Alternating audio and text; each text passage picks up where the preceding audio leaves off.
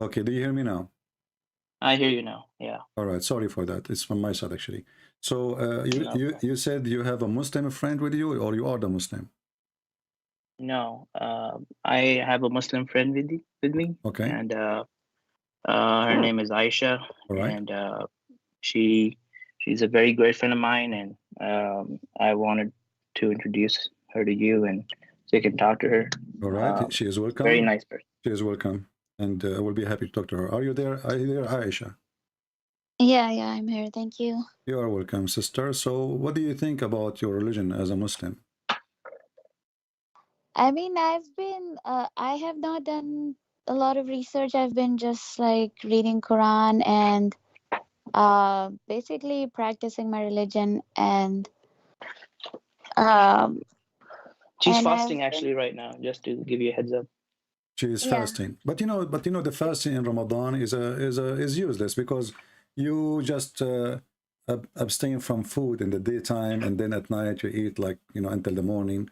So there's no fasting really. It's just a sleeping. I mean, it's a change in the day between night and daytime. Mm, okay. This is not really So, a real fasting. Actually, in the month of Ramadan, as you know, people they gain more weight because they eat more, and food price go more crazy because they are eating more. So there's no mhm, fasting. It's kind of a cheating. We just change the day with the night. mhm. Yeah. So you were Muslim before? No, thank God, I never been one. You've never been Muslim? Okay. I don't wanna be rude to you, but this is how I talk. Don't take it against you. You know, That's fine. I Yeah, am I'm okay. smarter. I'm smarter than being a Muslim for a second, and I will tell you why. Okay. So, When somebody says to me, if I ask you right now, what Islam is about, mhm. what you will give me definition, what Islam is about. Go ahead. I mean, okay. So just to tell you about me, I'm not a very religious person in general. I try to practice, but I don't have a lot of knowledge. I mean, so I might not be the right person to ask a lot of questions about Islam or references, but that's what I want to do. Actually, I want to dig deep into things about That's good. Islam and other religions. No problem. But you see, But I wanna know you as a Muslim. Why you are calling yourself a Muslim? But there's a base, right? so the main reason is that because I was born Muslim, Okay. and that's what of course, how if I'm not doing any kind of study or research, I've been just following whatever our families and all taught us since childhood. So that's the main Okay. reason. In base on what you learn, I don't know how old are you. How old are you? If you don't mind to I'm say. Yeah, I'm 33. 33. God bless you, and we pray the Lord will make you live longer. So, uh, based on 33 years of age, what did you learn about Islam? What I've learned is so many times I've read Quran and it gave me so much peace and made a lot of sense to me. So many times when I've been through really tough times, I have read Quran and it gave me like so much strength and peace. And by reading Okay, verses, Aisha, I want you to help me. mhm, You said the Quran makes sense. mhm, I have a yeah, friendly challenge for you. Friendly challenge. Don't take me, What mhm. give me one thing in the Quran makes sense? Just one thing. Yeah. So again, so yeah, so I was talking to my friend who is in call, and who actually mentioned a few things that he pointed out that that doesn't make sense. I mean, yeah, I'm trying to do some research on it, but there are so many things. Like for example, if when I was through tough times and I read in Quran then that God will test you from by through your through different things. Like I don't remember exactly the exact ayah, but the people who will be patient will be rewarded and things like that. I mean, Hmm. and yeah, these things actually mm, gives you strength. And this is one example, and yeah, it does make sense. And there are tons of things that Okay, made. let us go with one by one. As long you are a lady, right? So I'm Mm-hmm, going to speak for things that have to do with you as a female. Do you think mm-hmm, it makes sense that there is a prophet, he say you are half brain because you have your menstruation? mm-hmm. Does that make sense? That do you consider yourself half a brain and half religion?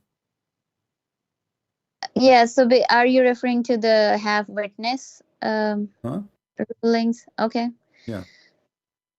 Mm-hmm. Does that make sense? That women, they are half a brain because they have menstruation, and they are half religion, Okay. and Okay.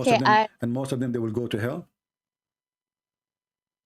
Most of them will go to hell. Why is that? Like, because they have because that menstruation. Because they have menstruation. no, no, no, not because of that. It's because women tend to do more sins because women have more, they have to cover themselves. They don't, and they have to be more obedient because of their husbands provide for them, and they just not are obedient. No, let us see. You see, this is your prophet. He is speaking to Muslim women, and Mm-hmm, he want them to give charity. He want them to give him money, and because if they give him money, they will go to heaven. But look what mm-hmm, happened. So Muhammad, he came to the women, and he said to them, you should give a charity and ask for forgiveness. I saw mm-hmm, that the majority of women, the majority of females, they are mm-hmm. going to be in the hellfire. They ask him, Yeah, why is that, Allah Messenger? He yeah. said, because you are cursing so much, meaning you are ungrateful toward your husband. Yeah. And then one of them, she said, and then he says, and because you have a lack of intellect and religion. Mm-hmm. You have a Where lack is of where does intellect this and religion. where is this mentioned? This is in the Sahih Hadith. This is in Sahih Muslim, in Al-Bukhari. It's all over. Do you could you send me the reference? So I want to have all Yeah, those references, yeah, and sure. Yeah, sure. Here we go. This is, I will give you, I will post a link for you in the, Hold on, Prince. Let me send her the live stream link here. well, I will share the link even here. Give me a second. Here we go. Okay. I will share the But she link. doesn't know your YouTube channel. No problem. Yeah, give her the my YouTube, and I will give her the link for the hadith. Okay. I just posted for Okay, that's for good. both of you. Mm-hmm. All right. Yeah, that's So good. here Yeah, you just see, click this link. yeah, here you see it says that Muhammad, he says that women, they have a lack of common sense and intellect and intelligence. Mm-hmm. And when and this is a woman, she's asking, why will go to hell? He said, I have seen none liking on common sense and Mm-hmm. fearing in religion. And when they ask him, okay, what is the problem? Well, he said the proof of the common sense. Actually, this is the false translation. It says your intelligence, lack of intelligence, that you spend some night and days which you don't offer pray in the month of Ramadan. Why? Because they have their menstruation. Yeah. Okay, but how that will make you lack of common sense if Allah is the one who forbid you from praying in those days when you are in ministration? You are the one who forbid me, and now you are saying to me, I have a lack of intellect. And what ministration have to do with the lack of intellect? Mm. Okay. Yeah. And Yeah. Okay. I will give you more reference of that because this is all over. Yeah. And do you agree? Do you agree that women, they are less intelligent and they are stupid and they are going to go to hell because they have a lack of common sense and the lack of intellect? I mean, yeah, no, but that's one way we are interpreting it. But yeah, I mean, the way you are interpreting it, yeah, it I am does not not. make I'm sense. just But reading. I It's need to. read with me. You give me interpretation as you Yeah, I wish. just read it. Yeah, I Yeah. read it. But yeah, I need to look more into it. But yeah, thanks for sharing this. I will look into it. But yeah, the way you are explaining it, yeah, Okay. it does not make Look, sense here it that. says, here they said to him, okay, Yeah, what is our deficiency? I just sent you another link. What is yeah, our yeah. deficiency of Yeah, I intellect and read. religion? He said the testimony of two women of you is the testimony of one man. So Muhammad, he put a rule that Yeah. one man is equal to two as testimony. And this is the proof that women, they are stupid. Mm-hmm. Yeah, If I go yeah. right now, if you are married or you go with your Mm-hmm. family, you go to a wedding party and you come back with your brother or your father or your husband. Mm-hmm. Who is Yeah, the yeah. one who will remember the details? The women or the man? Yeah, I mean, it depends, No, it's not How depend. No, was right, not really. The women, she would describe what they are wearing. She would describe what they ate, even a I mean, year after. The man, he will not not remember what he ate for maybe. lunch. it based on observe. It's like who observe more and who can remember more. It's I mean, it depends. A man could be more observant of those things You too. know, according to science, this is not even true, because Mm-hmm. women, they have a better memory and they remember details.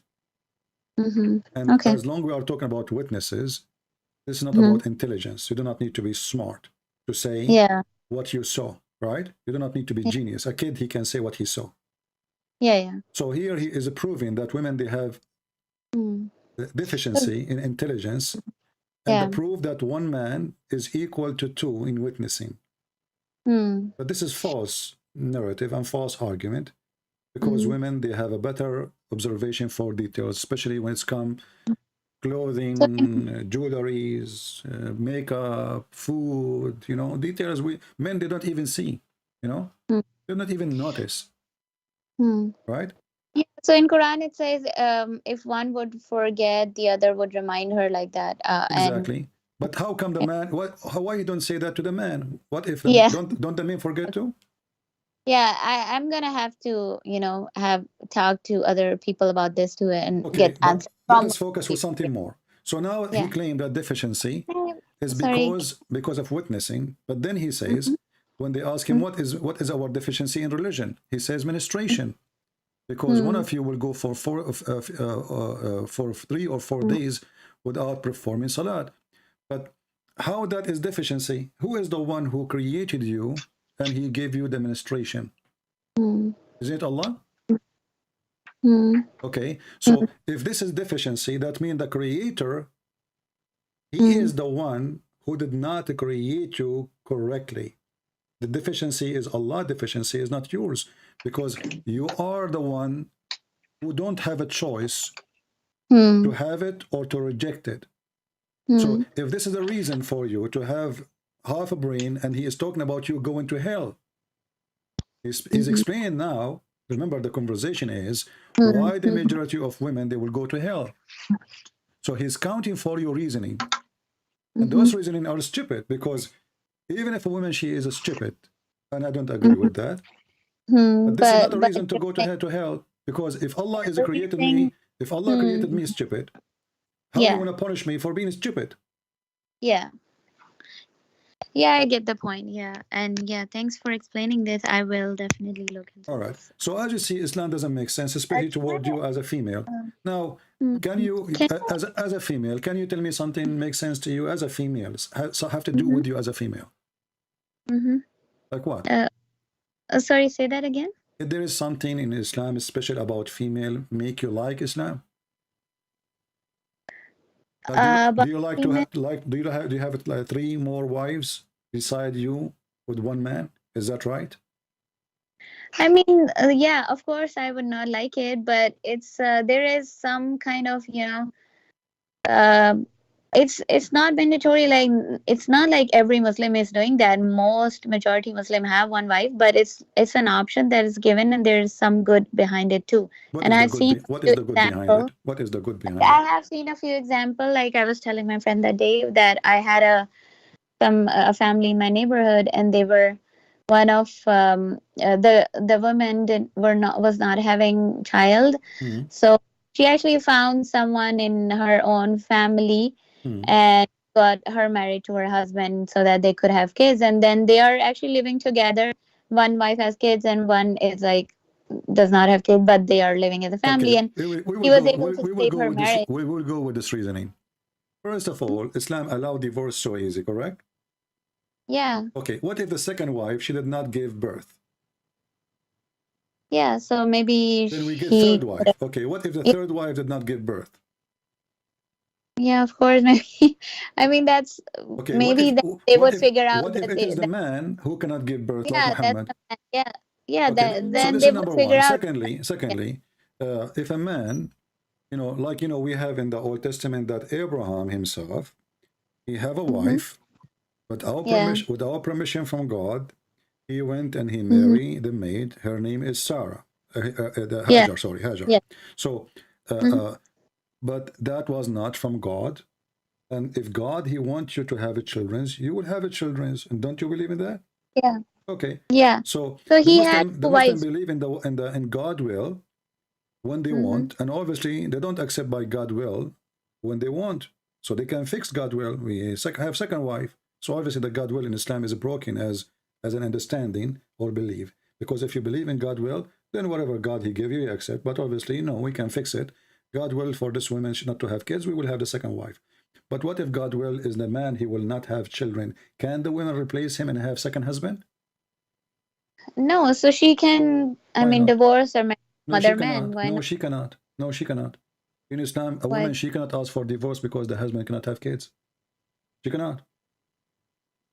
No, I don't think so. She can. I mean, she No. can even have divorce. She can ask for divorce even if First of all, the one not. who have the right to divorce is the man. The woman, Yeah, she have a right to divorce, if we can call it a right, only yeah, in according to Muslim scholars these days. But in the old days, yeah. obviously, the one who was in control always is the Muslim. If he did, harm her severely, if he is not providing, she can ask for divorce, etc. But as long as the husband he bring No, food, and he is doing his that's duty as not a right. man. Hmm? No, no. So I read so I don't have the reference, but I can right help now, you. but I read I, it. Uh, I can help you. Hold so on. there. If your husband divorced you, as an example, just show you how Islam abuse you as a woman. If your husband he divorced you 3 times, can he have you Mhm. back? So there's 3 ways. I mean, no, not 3 times. After 3 times, nobody after. Okay. Is it Then, true that the women now she have to go and sleep with the new guy, so can go back to the husband? not sleep. She has to marry, and not like just for one day or something. Like properly marry for with the proper intention to actually keep the marriage. But if No, in any the no, marriage no. This is ends, not true. You see, the prophet, a woman, she came to him, and her husband did beat her until her skin is greener than her clothes. And then okay. the story unfolded by the husband and this Mm-hmm, woman who came to Muhammad. mm-hmm, And Aisha, she said to the prophet, look, uh-huh, look, her skin is greener than her clothes. Why? mm-hmm, Because the husband is beating her. Now, what mm, happened? If we read more in this story in the hadith, I will send you the link. That this okay. woman, she got married from a new guy, but she want to Mm-hmm, go back to Rifa. Rifa is the previous husband. mm, mm-hmm, And she thought, well, as long as the Quran says you have to marry, as you said, another husband, mm-hmm, I will marry mm-hmm, this guy and I will go back to the previous husband. mm. You said to me a second ago or a minute ago that it have to be a proper marriage and it have to be not for this reason, right? Yeah. Okay, but look Mm-hmm, what your prophet said. Your prophet, he says, you cannot go back to him unless he tastes your juice and you taste his juice. He didn't say it's a proper marriage. It's going to be fixed marriage for a long time. She mm-hmm, have to taste, and I don't want to be rude with you. You are a lady, but mm. but Yeah. but in a Muslim they say there's no shame in religion. The juice Mm-hmm, here is the orgasm. mm-hmm, Okay, he did not say unless you stay with him for 10 years.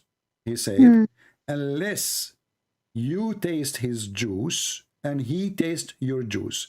And actually, mm, asila in Arabic is the word orgasm. mm. So, Okay. what is the condition to go back to her husband? You have to test his orgasm and he have to taste your orgasm, and then you can get divorced and you can go back. Okay. Okay, so let us listen to this, what happened now. Who is the one is getting abused here? As you see, this woman, the poor Mm, woman, obviously, I don't think she cared for this guy, Rifa. She want to go mm-hmm, back to her children's. mm, The weakness point of a woman is her kids, correct? mm, Maybe the man is even a chimpanzee. Maybe he's evil.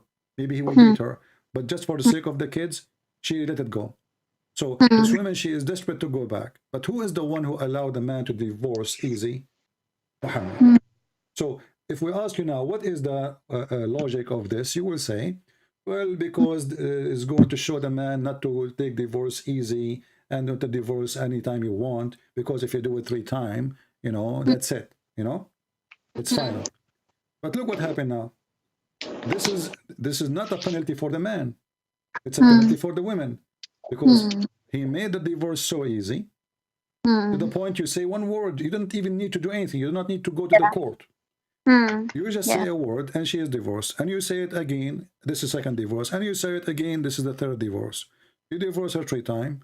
Now she want to go back to her kids. The man, he said, okay, I will let you come back. But you cannot do that. You have to find a new man to sleep with him, and he have to taste your orgasm. So now we are forcing this woman to lose her dignity, sleeping around with a man she is not, obviously she don't want this man, you know, and she is being forced to be with this man in order to make a trick around the rules of Islam so she can go back to her previous husband. Who is the one who's getting abused? Is the women. Why we don't punish the man for divorcing the women 3 times? Who is the one who's punished now? Yeah. There's one more angle to it that heard, that that it's a punishment for a man too, therefore if he want to take his wife back, and it's a punishment for him too, that he has to, you know, maybe go through this, that his woman is But who is the one who actually is, going. excuse my language, who is the one is taking off her clothes? Who is the one is being forced into sex? How that can be a punishment for the man? You Muslims, you have no problem if the woman, she married 10,000 men before you. Usually, so it's you are taking it from that perspective, like the woman is trying to come back, like she's a victim, she's wanna come back because of her. Isn't she a victim? Maybe. He is the one who divorced you. It's not you who divorced him 3 times. He divorced her three May- times, so she's a victim. no, it's like, maybe for example, a man really loves his wife, and he, for any anger reasons, he actually divorced her, and now he's regretting and he want her back, and now he has to go through that, maybe, it's a punishment that now he has to actually know that Okay, his what did that fix the slept with problem? somebody. Still, the man, after he have her back, he can get angry again, divorce her again, Hmm. first, second, 3 times, and now we have to find a new husband to sleep with my wife, and Hmm. then I get her back. I mean, what kind of religion is religion? This is hippie. You know, No, so what is the logic behind this? Did we fix the problem, or we are creating more problems? So now she will sleep with this man. She might have hmm, kids from him, even if she sleep with him one night. hmm, So her life is broken. Why? hmm. Because we have religion take and give the right only to the man, and the woman, she is just a victim. So what my understanding was so far is that you have to have a right intent in marriage first, and then, No, if no, some, nowhere it says that. and Nowhere it then go. says that. No, nowhere. So yeah, As you see that- here, you see, this is a real story. This is a, let us say, you know, we have a case in the court. yeah, Muhammad is the judge. mm, The woman, she came to him. He did not yeah. say to her, you have to stay with him a day or 2 or 3.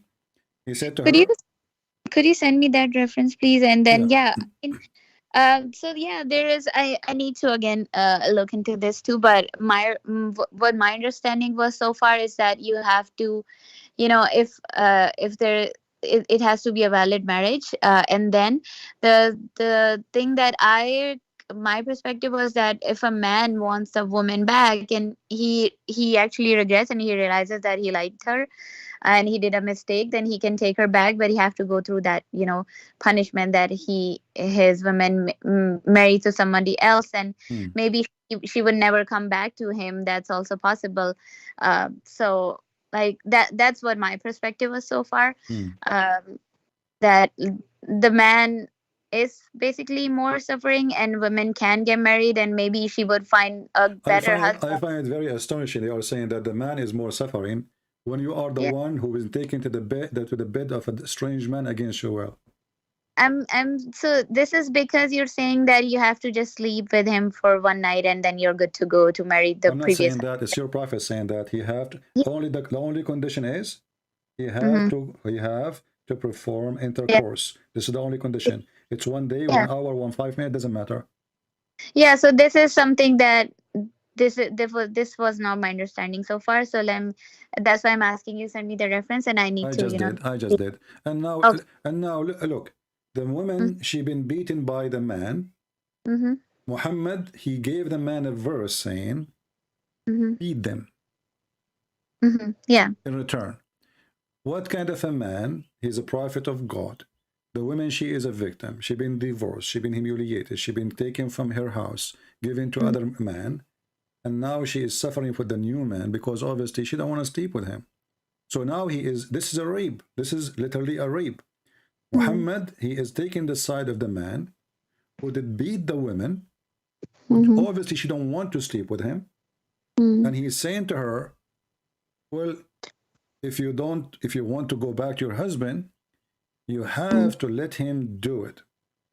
And he did not say, he did not take any action against the man for beating his wife. Instead, he gave him a chapter or a verse in the Quran. Chapter 4, verse number 34 says, "Beat them." So there was Do you a support rape? there is another incident where a woman came to Prophet, and she said that I just don't like my husband, and there was no abuse case in that, and she said I just don't like him, and he said okay, you can leave her, you can leave him, and just leave the garden that he gave you as a gift and all, and if you in mahar, and if you can leave that, just I mean Okay, take the this is in Islam they call it al-khula. So yeah. al-khula is, look what happened to you now. In Mm-hmm. order to get divorce, you Mm-hmm. come to an agreement. If the husband agree, but now because Muhammad is the prophet, he can make decision, and the husband who care. But if Muhammad is not there, the husband have to agree. So she have to give up everything she have. She go bankrupt. She go zero from the house. She don't take even No, her. not She that. don't No, take no, any. no, No, she don't take anything. Khula. She don't take anything. She give no, him no, no, back. no, no. That's not true. She just have to give the mahar back. That's all. Well, this is what she have. What what she have besides nothing. No, mahar is just like a small the money or amount or My gift or friend, whatever. this is all the money you get. What's small, what big, doesn't matter. This is all the money you get. So now after serving this man, being in his house, cooking him for years, now in Mm-hmm. order to get divorce, you have to give him everything he gave you. Not everything, just the mahar amount. That's like maybe $1,000 that he gave, and you if you want to get rid. So Okay. the intention behind that too, because for example, if she's, it's not always that woman is victim. Maybe she want to marry somebody else, or maybe there's just maybe that's her. Okay, hold She on. just want Okay, to be with. let me ask you. Let me ask you. First of all, you are saying things it's not true, but we will go back. Uh, why, if the woman she Uh-huh, decide to divorce, uh-huh. she have to give everything, and you said only the dowry she have, right? Yeah, on the Okay. only the dog. Why the man, you will not lose anything? Why the woman she lose everything? Why the man, he do not need anything, any approval of anyone? He just said divorce and you are divorced. Why the woman she can say you are So divorced too? yeah, so in Islam, actually, men are the protector, maintainer, and provider.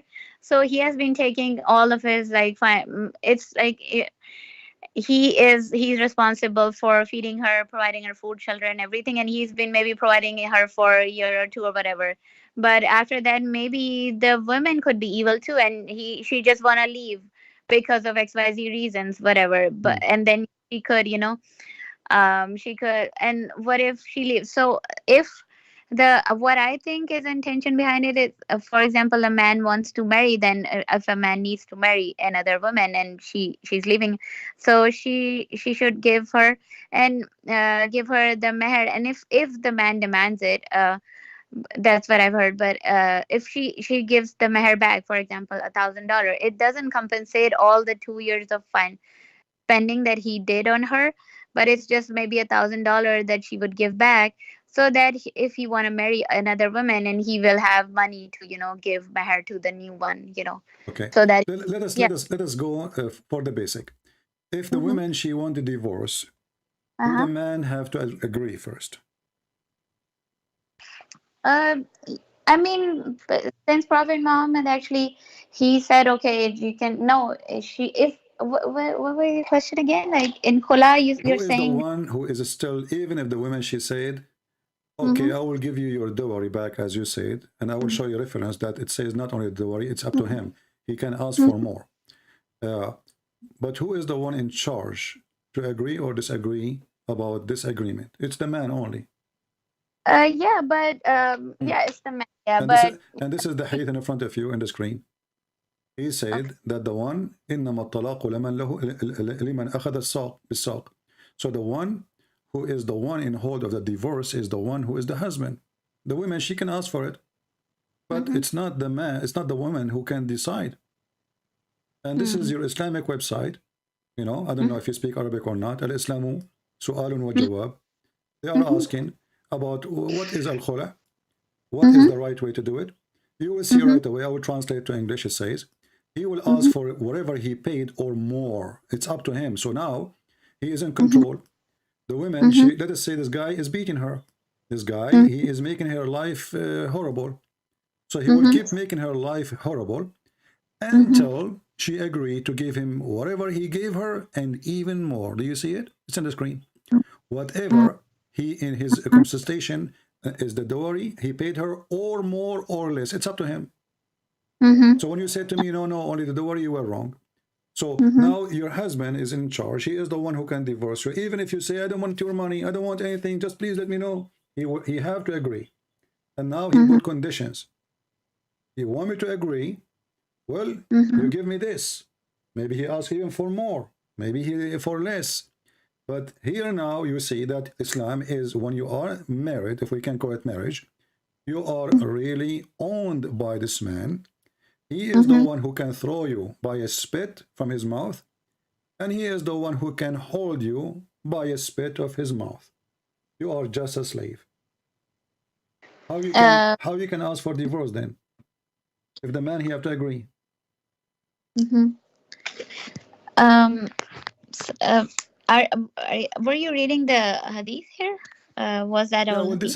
this is a Muslim website. This is the sheikhs. These are the scholars. They are answering, and they are even quoting the story, the one you mentioned about the women. He asked her, Mm-hmm. "Do you want, the guardian he gave her, and he, Mm-hmm. he gave it back to the man, right? But Mm-hmm. here, because Muhammad is there, he is the one who make the decision, and nobody there to say yes or no. So the man right is stripped, and here Muhammad actually is breaking the law of God if he claimed to be coming from God, because this is the right of the husband, not the right of Muhammad. It's not you who decide what the man we should do, even if you are a prophet. So Muhammad here is breaking his teaching, and he's acting as if he is the husband. Who are you? You know, Mm-hmm. you have no right. This is the right of the man. So, uh, additional to that, Mm-hmm. what do you think about the man is beating the women? It's okay.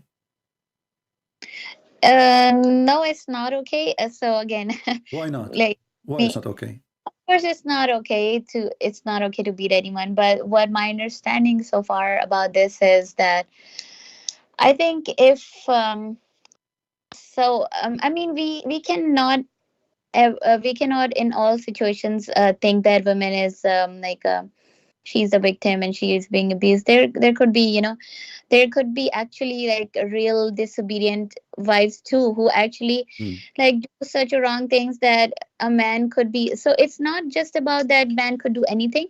There are so many verses in Quran that told men to be good and gentle and kind to other people and their women and everything. So the first step is for man to be, just and be kind and gentle.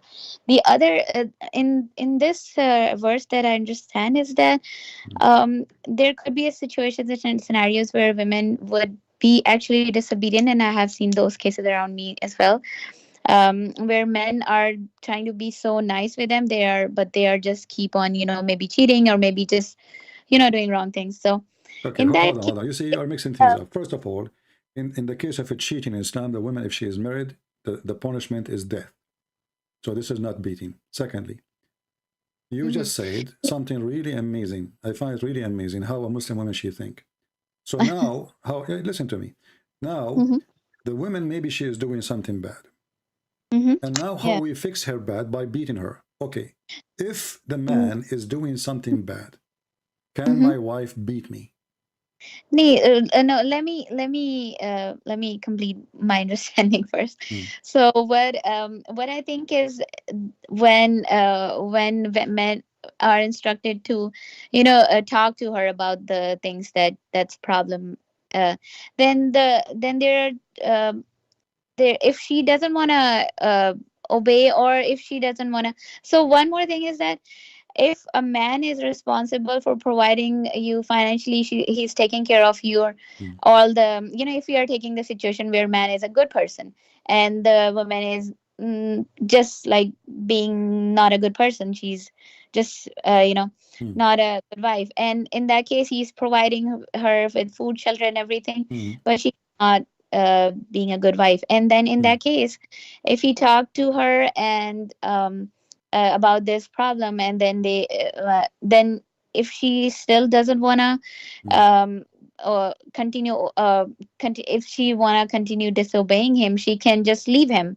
And You see, I don't know yeah. where you guys from. Where we just prove to you that the woman, she Mhm. cannot leave him.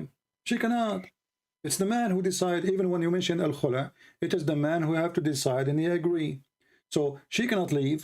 And if she try to leave by herself, he will beat the hell of her. Even in Islamic country, they have you call the police will arrest the women. It's called Bayt al the house of obedience.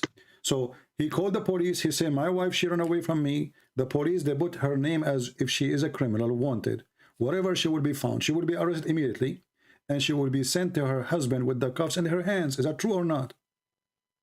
uh I didn't know that. Yes. Where does this? You can search it. It's called the house of obedience, Bayt al.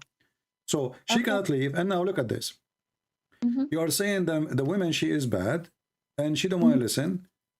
How that can fix a woman behavior? And I ask you, if the man is bad, can the wife beat him? No, but she can. What? Why Okay, no? what Why my? no? Why I can beat my wife if she is doing bad? Why Mm-hmm. I cannot be beaten by her or by her family when I am Mm-hmm. bad? Yeah, I mean, what she can do is just leave him. That's what I felt My like. If friend, you see, you are creating your own rules now. You cannot just leave. You will be arrested. that was not my understanding so far. I need to. It's not up to you. You see, I don't say Or- things. You see, my friend, I Mhm, am a person, millions of people watch my videos. And when I say something, people will laugh at me if it's not true. Correct? mhm, And Muslim will make mhm. videos and look what Christian Prince, he says. It's called Bayt al-Ta'a, Bayt al-Ta'a, the house of obedience. The woman, she Okay. leave the house without permission from the husband. He can call the Sharia police. They will arrest her immediately. Is it Immediately. Saudi and like This is which all country? Islamic countries. All Islamic countries. Any Islamic Um. countries following Islam, they have to practice that. So you call the police, you say, my wife, she left my house. She have to be arrested immediately. Wherever they find her, she will become wanted. Mm-hmm. So then they will arrest her and they will bring her back to her husband.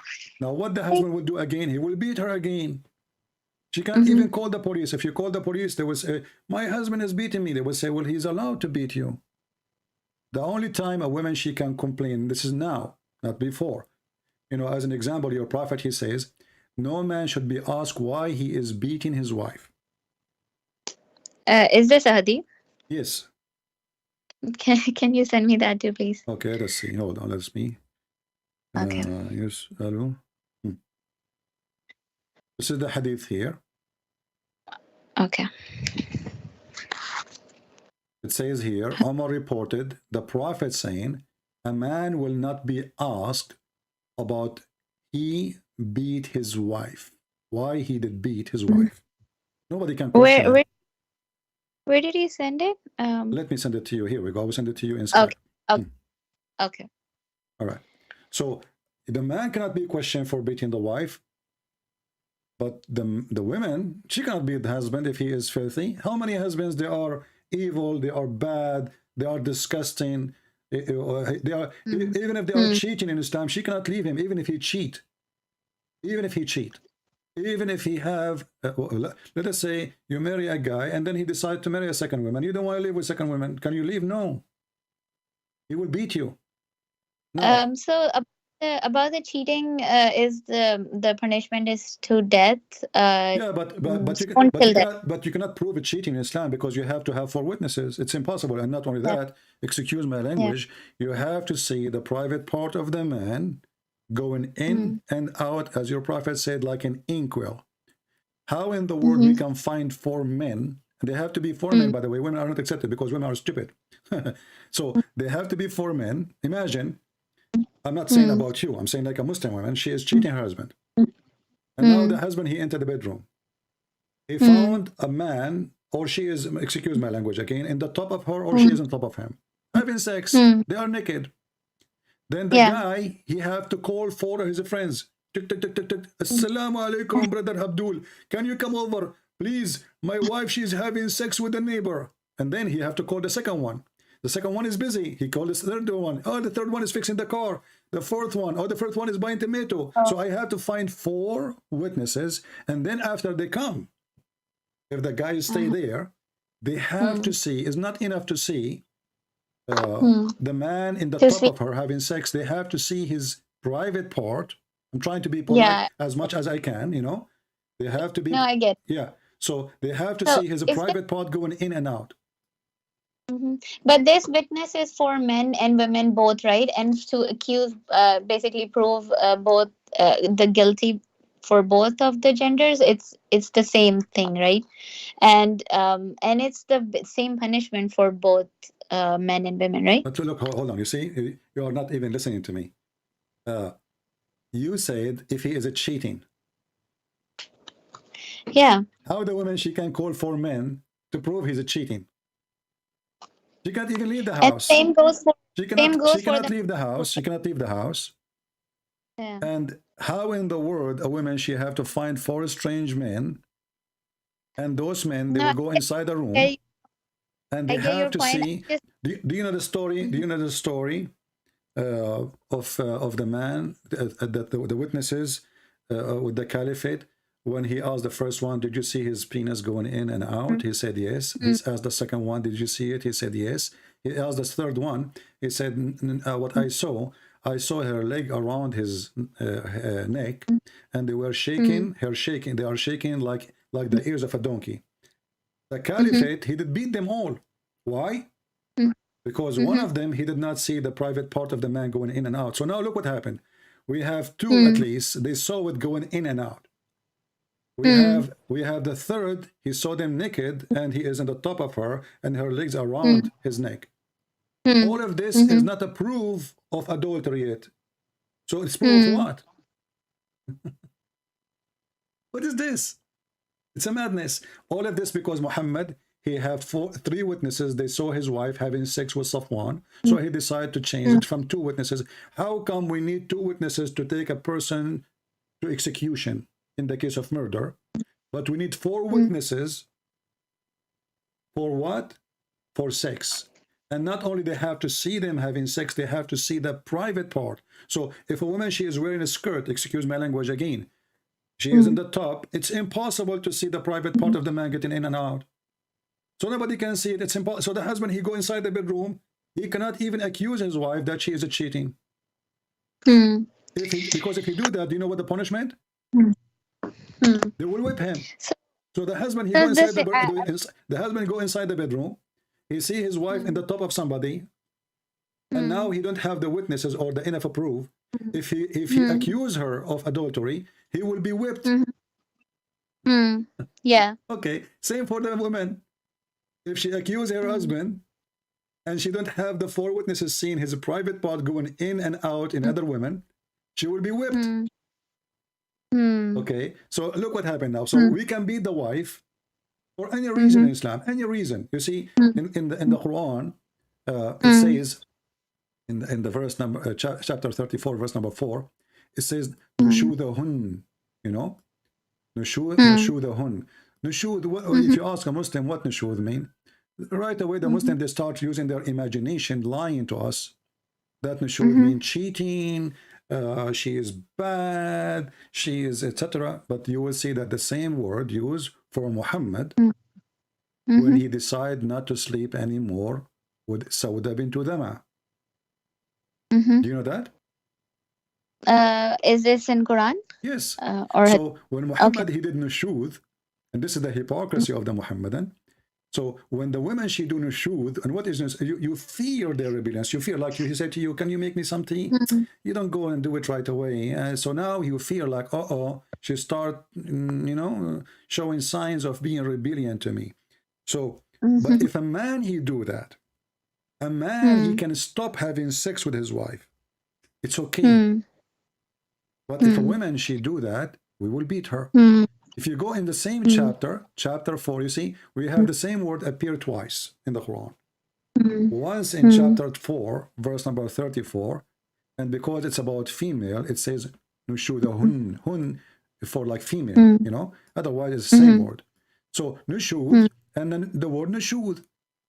Here, the chapter 4, verse 128, it was about Muhammad doing nushud. What is the nushud he is doing? He don't feel like sleeping with this old woman who is his wife. Her name is Sauda. So look what happened now. If there is an nushud from the husband, you can come to an agreement. But if there's an nushud from the woman, we can beat her. So I have let me share you my understanding is because so again in Quran it says that men are like one level above women because they provide for them. That's the main reason why they're one level. Otherwise maybe they're just so they provide for her. So if they're I mean providing financially is a big thing, you know. I will go with you just to show you. I don't want to call you not smart, but listen to me. So Muhammad, he was the husband of Khadija, and Khadija, she was the rich. Yeah. And now Muhammad is not working because now he announced himself as a prophet. Yeah. Khadija is the provider, especially in the beginning. So can Khadija beat him at that time because the one who provide can beat the other one who don't provide? I mean, yeah, that's not that's true. I mean, in that case, Khadija and Muhammad was not the provider, and he was not the. I mean, he was not one level above her, and they were about the. I mean, can she beat him? This is the question. Now she is the provider. Can she beat him? Because you said to me, because he is providing, well, he can beat her. So now, you see, my friend, I don't know what are you talking about. In America, I am a provider for my cat. Can I beat my cat? I will go to jail. In America, I am a provider for my dog. Can I beat my dog? I go to jail. So you are saying to me, just because you give somebody some food in his mouth and panty and underwear and a bra, now I can beat you. What kind of evil logic is that? Yeah, I know. I'm not talking about beating. So yeah, no, we are talking about beating. We are talking about beating. The verse here is about what? The man in charge of women, because Allah has made one of them excel the other. So look at this madness. Who is the one who made the one excel? Allah, correct? So right away you became a victim because he made him excel. You see, we're not talking about the leader of the house now, because even in Christianity, the man is the leader of the house. But now you became excel. Excel in which way? Excel in the point that you can do anything with the wife. You can jail her. Actually, the verse says, وَاهْجُرُوهُنَّ فِي الْمَضَاجِعِ, which means you jail them in their rooms. وَضْرُبُوهُنَّ. All of this, why? Not because they commit any sin yet. They did not. If you fear, this is what the verse is saying. وَاللَّاتِ تَخَافُونَ. You fear. They did not do it yet. So what we do? We beat them, we punish them. If they obey you, seek not a way against them. So what is the purpose of the beating? To make them obedience, correct? Isn't this what you do with the donkey? The donkey want to go to the right, you hit him so he go straight. Do you think you're a donkey? So so far what I have to again talk to people and look into him this, but what my understanding was so far that a man, if he's providing for his wife and she's not being a good wife, and then she may just, if they're talking and if he stops sleeping with her, and she may just leave, or like she cannot leave. This is a fabrication. You are making things up. That's what my understanding is so far, right? My friend, you are saying things from your own. This is not Islam. The woman, she cannot leave.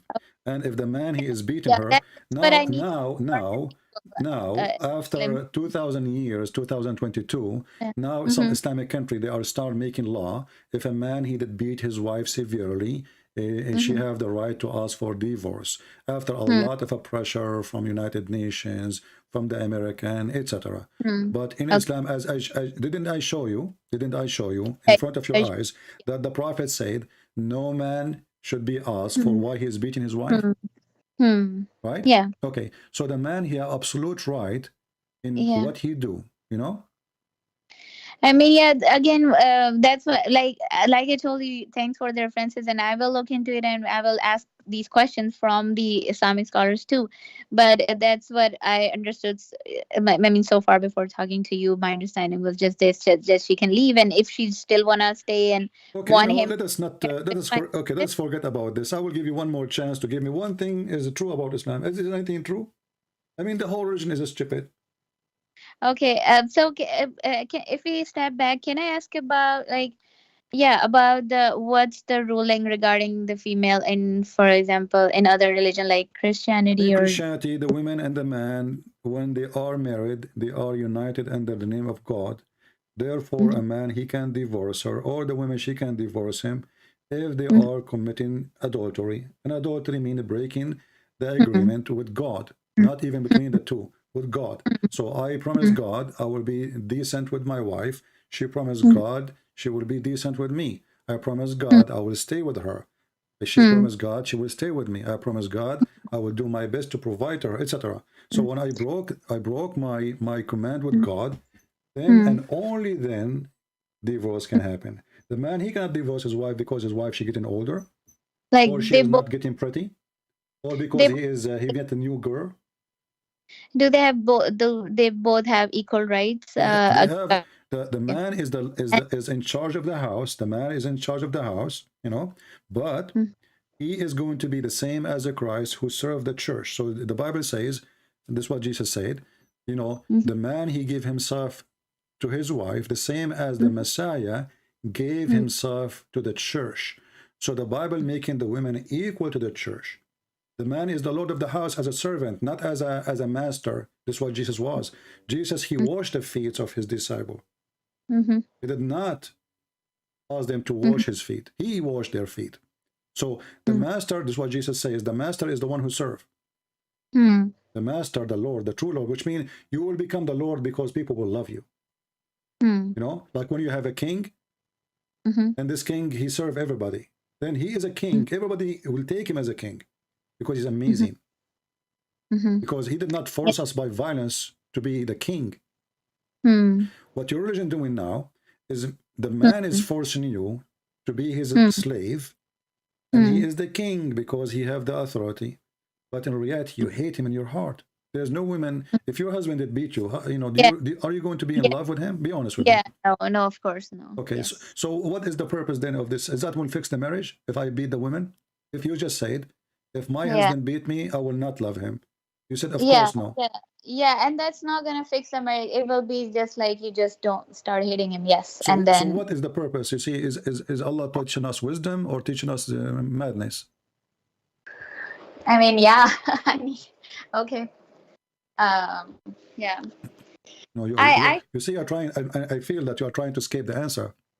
no, no, I'm not You trying just to escape. said, Yeah, I mean, I'm I'm thinking about whatever you're saying, and yeah, of course, I mean, yeah, I will think about it, talk to people, like, yeah, but no, your points are valid, and I really appreciate you yeah. So explaining we all did that. not fix the marriage here. You know, we did not Yeah, fix yeah, the marriage. true. If a Muhammad want to fix the marriage, we say, well, talk to her. You know, try to see a reasoning. And you know what? If you guys don't want to live together, okay, go in peace. That's it, done. You know, but Yeah. beat her. Yeah, I can relate to this because like if my husband is, even he loves me, or I love him, but he actually beat me sometime, that would make me like, yeah, I mean, he will know, I might not be able to, respect him You that see, way ever. in earth you are not respected. In heaven you are not respected. In the heaven, is it true that Allah will jail you inside the tent just for sex? What?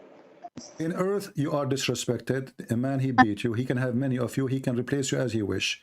Is it Mm-hmm. true that even in the heaven of Allah you will be jailed inside a tent and you are just made for sex? Um, I mean, is that what Allah said, or are Yeah, this you? is what the Quran says, chapter 55, verse number 72, and you can read any interpretation. All Muslim women in Mm-hmm. heaven, they are given to the man. They will be jailed in the tent. The God in Islam, even in heaven, he, you know, you give you a tent. You know, he's a Bedouin Arab, what you can say. So you will be jailed in your tent, and you cannot leave. You cannot see anyone. Nobody can see you. Nobody can meet you. Nobody can even say hello to you. You are jailed for sex. Inside, you are restrained. Chapter 55, verse number 72. Is that fair? 55, 72. I will look into it, but I mean, no, it should not be true. I mean, it should not be fair, of course. But Is that heaven, really? I'm going to be living in a tent for eternity. All my job is the guy come in, I take off my panty. Excuse my language. I cannot see anyone. Nobody can see me. I don't even have a window. I am restrained inside a tent. My job is sex. And this is supposedly a reward. You know what Jesus said about women in heaven? When they asked him, this woman, she married a husband and told her second husband, who is going to be with her in heaven? He said, he and she, they will not get married. They will be the same as angels, equally. So the man will not have a privilege in heaven, in Christianity, because he's a man, he will have more females now. And the woman, she will not have a privilege too. For both of them, they will not get married. They will be the same as angels. What same as angels mean? That you will be God, he free you from your needs. And God of Islam, he make you addicted, especially for sex. So you will be free like angels. Angels do not need to have sex, do not need to eat, do not need to sleep, do not need anything. They are free. And the best gift to give is freedom, is it? So in Christianity, there will be like no sex or anything like that in heaven or afterlife. There is Yes. nothing. Okay. Yes. And There will not be, because you see the reason, first of all, sexuality, God, he did not create it just for a man, just to go and, you know, as a desire. It's just to make a family, to reproduce. Because if God did not put that inside us, we will not do it. It's like, it's going to be like going to work, you know? Why would I do it if there's no joy, you know? So the joy was, the reason for the joy is not to be filthy, not to sleep around, but to have a family. The man, he like a woman, the women, she like the man. They need each other. They have a desire, and this desire should be in a marriage. And then we make a family, and then the family will have a kids, and then the kids themselves, they will establish a new family. So it's a gift of reproduction. God, he made Adam and Eve, and then he gave the gift of reproduction to the human. yeah. But when we make the heaven, is nothing but sex. Even the Quran, he promised Muslim men women with big boobs. Yeah. So again, about that I try to read. So it was about like, so what I was searching about it, it says that there is some terms that it's used in Arabic language for different age women. So this is the term that's used for like fully like the women who just like um, grown into a woman, No, and first like of all, at the first of all, of their, those are not even women. You see, uh, if you read the verse says kawaib, doesn't say even women. yeah, You know, yeah, kawaib. So yeah. kawaib, you know, Kaaba, Mm, what Kaaba mean? yeah, Kaaba is Cube, the cube, cube. cube. Yeah, yeah. Okay, so he is describing how their breast will come out like a cube, you know, and a trap, which means all of them, they would have the same size, the same look. You know, a trap, coming from the word turab. Turab means dust or, dirt. So a trap, all of them like the same sand.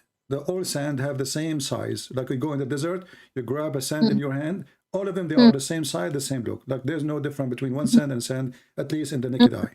So all those women, doesn't say really anything about age, as they claim to be, it's about age. All of them, they will have a cube breast, and those breasts are coming out firm, strong, like a balcony. Now, if I ask you why this is important, What kind of God is God? Is that a Hindu God, sexual God? Is that a hippie God? Why he is trying to tempt me by where is love? You know, don't you Mm, think love is missing here? So I don't even mm, know who is this woman. She don't even know me. All mm, what I need to know about her, that she have a private part, excuse my language, never been mm, touched by a genie. Even the mm, word is used is yatmuthuhunna, which is very filthy, which means nobody entered there and broke their skin and made them mm, bleed. So mm, he is not describing the love between me and her. He's describing her boobs. He's describing mm, her vagina. And each time I sleep with her, Allah will make her a virgin. mm, Where is love? Where is family? Where is the humanity? We became just a bunch of animals. mm. So what's the how does Christianity heaven looks like is described? Well, like the first heaven we have, it was a garden, and the garden was on earth, not in the sky. When we say the garden of Eve and Adam, Mm, they were not really in the sky; they were on earth.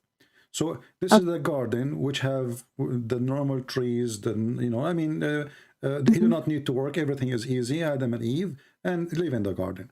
But the heaven which we are going to be in with God, obviously, is going to be different, and we will be different because we are free from our needs. This is why if you go to Mark chapter mm, 12, you will see how the Lord he mentioned that those who they are going to be resurrected from death, they mm, neither marry nor are they given into marriage, but they will be the same as angels. So now heaven in the heaven is exist right now in the way it is for the angels is not going to mm, be different for us because angels do not need trees, mm, do not need food, and they don't have sexual desire, and mhm, they don't get aged and old, and they mm, are living happy by the Spirit.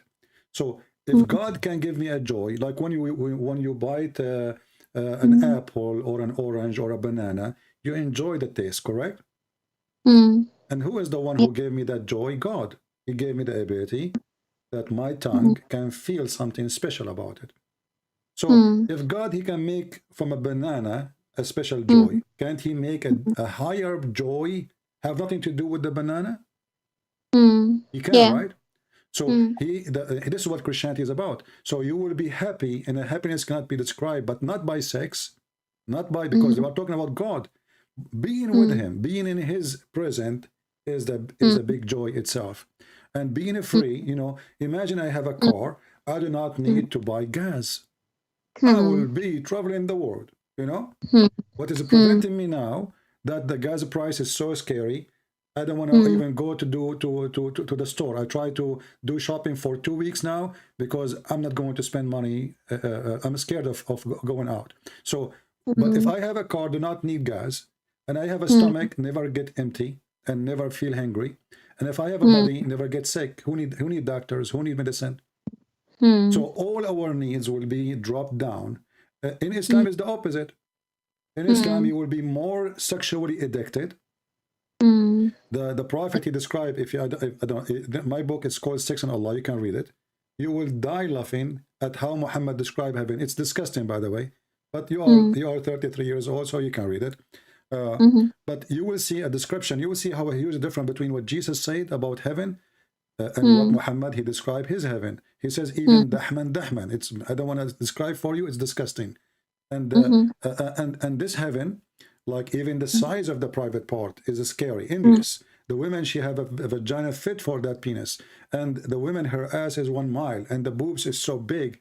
I mean, what is that? And when you go in if you speak a little bit Arabic, there's many videos on YouTube that describe mm, for you what will happen to the man when he entered to the whore. They will jump mm, on him. One she will be kissing his mouth. One she will be sucking whatever. I don't want to go there.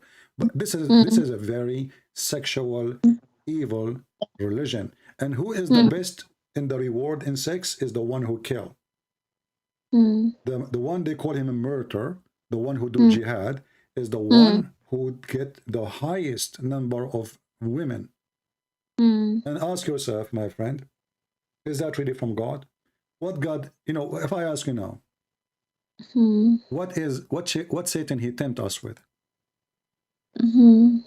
What do you think? Yeah. What Satan he tempted us with? Yeah. Well, sex and money and gold and silver. What Satan he tempted us with? Well, sex and money and gold and silver, correct? And power. Yeah. That's what Muhammad Yeah. promised. Do you know that even Muhammad he claimed that in the heaven that you will have four heaven, four paradise, two is made of gold and two is made of silver.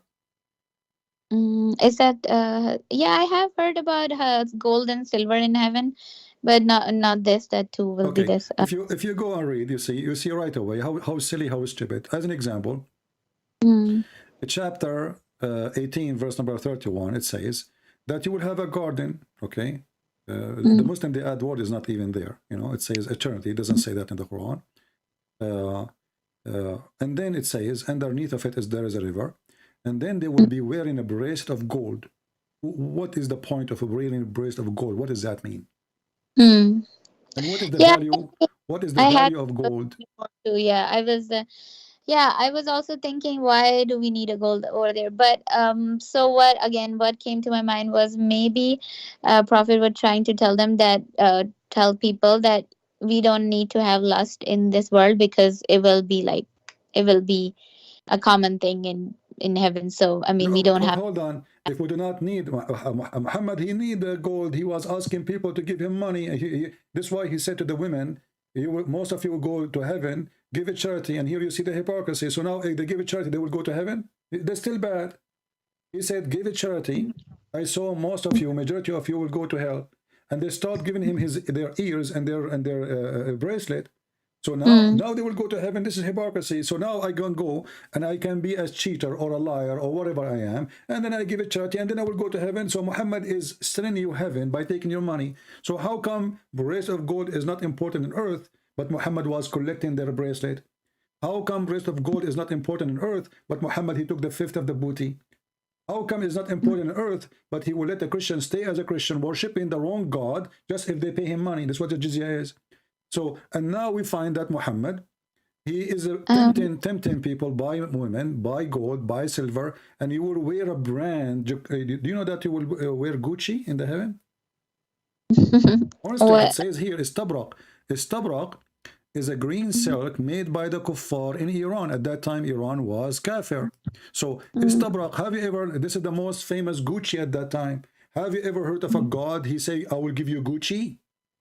mm-hmm. He's trying to Okay. tempt us with the clothes, with the bracelet, and you know what? I will give you a pillow. Who in the world when Allah? I mean, this is the most laughable promise ever. So now heaven is a bracelet of gold, a couch, a Gucci T-shirt. Mm. This is heaven. We have it here. Um, I can go right now to Walmart. I can get a bracelet. I can get mm. a garment from silk, So and I. in can I ask, in Christianity, isn't it like mentioned anywhere about like the perks of heaven, and have like a uh, is it just like they will be like angel and that's it, like You not see, about having.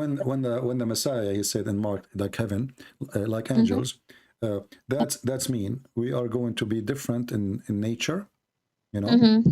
and No, I we get that. and we will be free from all our needs. So there's no Yeah. need for this description. But how heaven will be, I mean, this is the work of God, and this is the Mhm. miracle of God. I did not see it. I did not go there. But what But I is know, my it, nature will not be the same, and I will be free of all my needs. You know. but isn't there a description like heaven will be like this, and there is Uh, descriptions in. there is like in the book of Revelation some description, but it's a metaphorical. It's like a prophecy. It's about how the Lord will come with the glory of his cloud and take his people, like we call it the rapture. So, but it's not really a description. You can call it a description. It is, let us say, it's a metaphorical of the future of how we will be living with the Lord, with his glory. So he will take his chosen one, his elected one, the one who follow him, the one who obey him, and they will be with him living forever in happiness. But for sure, there's no, the happiness is not food, is not gold, is not silver, is not male, Okay. is not a female. For at the end of the Mm-hmm. day, if you maybe you do not know that even when God created Adam, Adam was the name of Eve too. Adam is not the man. Adam is man, and the man and Eve, both of them he called him Adam, which means a human. So God he Yeah. created a human. He did not create. He did not create us, Mm-hmm. for the purpose of this. Mm-hmm. He created us to be human. and Islam make you lose your humanity. As you see, I can beat you. That's mean I'm losing my humanity now. Mm. You know, when I start beating using violence to convince you that you are wrong, obviously I don't agree that you are a human. I agree that you are a donkey, and the donkey will not walk in my direction unless I hit him with a stick. So Islam make us lose our humanity, not only disrespect women, even disrespect others, everything. And violence is the way. Even Muhammad, you know, he says, I've been ordered to kill all mankind. Do you know that your prophet, he said, that the best of mankind are the Muslims because they will bring them with the chains around their neck? Mm. Sorry, say that again. According to Muhammad, the best Muslims, the best of mankind is the Muslims. Why? Because they are the one who bring you and they put the chain around your neck to take you to heaven. So Muhammad, he claimed that violence is the way to go to heaven. Read with me. This is Sahih al-Bukhari. This is not my words. The Prophet, he said, you are the best, and this is Quran, by the way, chapter 3, verse 110. You are the best ever. You know, the Muslims, they say that the Jews, they claim that they are chosen people of God, and that make them racist, blah, blah, blah. But the fact, this is in the Quran too, that Allah, but anyway, focus with me here. You are the best of the people ever, raised up for benefit of mankind. Chapter 3, verse 110. The best for mankind are those who bring them with the chain around their necks till they embrace Islam. How in the world that can be from God? If you put a chain around my neck now, and you force me to say Shahada, how that make me a Muslim? Okay, I have to read this ayah. Yeah, this is. I mean, I heard that there is like no like light rafidin, so there is no not there's no force in Islam. No, that's false, my friend. My friend, the verse there, the Muslim, they use it to speak to the kuffar. When the kuffar, they are not allowed to convert to Islam, they say to them, well, there is no, you know, there is no like compulsion in Islam, which means you cannot force your children not to convert to Islam, but a Muslim cannot convert to other religion. This is why your prophet says, "Man baddala dinahu uqtuluhu," the one who changes religion, kill him. Because if there's no enforcement in Islam, then how the one who leaves Islam will kill him? You know what I mean? I actually heard that there was some situations where this was called, and because they were hypocrites who were actually It doesn't matter, yeah. my friend. Let us say I have a son. He is a hypocrite. He's a liar. He is filthy. He is whatever, you know. And he Yeah. don't want to be a Christian. Okay. Yeah. Either the law says kill him if he leave, or don't kill him. There's no special situation. It's a choice. Actually, it's more healthy if he leave. Why you want to be a hypocrite who live? Because now you are creating hypocrisy. Because you don't let them leave. So you are forcing them to say we are Muslims, but yet they don't want to believe in Islam. So now we have, this is why Islam is messed up, you know. The second you give a freedom for a Muslim, like as an example, Muslim women, I'm not talking about you. I remember once we have a bunch of girls. We were taking a taxi between two cities in the Middle East. The girls, they were wearing hijab. The hijab, the kind you can't see anything. That's it, you know. So they took the taxi with us, and we stopped in the city. But our trip is like long journey. So they drop in the second city, and now the taxi driver, he said, we have the three girls to stop. If you pay for their seat, we can continue. If not, we have to wait in the office. They have an office for their company to get three passengers, so they can, you know, to fill up the car. So you know what? We are a student. We cannot afford it. So we were waiting in the office where he dropped the girls, and after like 20 minutes, three girls, they came. They are wearing short skirt. They are wearing, you know, like those like a Spanish style where the women showing her shoulders, and you know, and they came and they said, Abu Muhammad, we forgot a bag in the trunk. The guy, he said, but you did not come with me. He said, no, we come with you. He said, no, you did not. He said, no, we did. And they start telling him stories he was telling to us, because we are in the front seat, the two guys with the driver, and you know, those like Mercedes, the wide one. So, and the three girls in the back. So they start telling him the stories he was saying to us during the time he's driving. He said, what? But the one who came with me, they were in hijab. He said, yeah, you know, our parents are not here, you know, they are coming to school here. So in the front of their parents, they are wearing hijab, no makeup, blah, blah, blah, blah. The second they go to a different city, they are different creatures. So Islam is forcing people to be hypocrite. You know, obviously they are not confused. They are not like they are not comfortable with the clothes they wear as Muslim, but they've been forced to. And this is happening to all Muslims in the world, unless you live in the West. And even the one who live in the West is under a lot of pressure. Who dare to say? So if you want to know, if you want to know religion, this is why in the Quran, I don't know if you know the story of the Muslims who say we are Muslims. Muhammad, he said to them, don't say we are believers. They say we are believers. They say, don't say we are believers, we are Muslims. You know that? Yeah. So What's how they can be Muslims, but they are not believer? What do you think? How Muhammad is saying to them, say we are Muslim, but don't say we believe.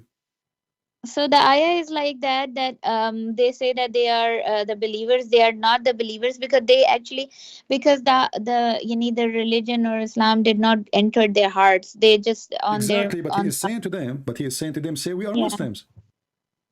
He is saying to them, Yes. don't say we Yeah. believe, I mean, don't say we believe, say we are Muslims. So how he is allowing you to call yourself Muslim when faith never enter your heart?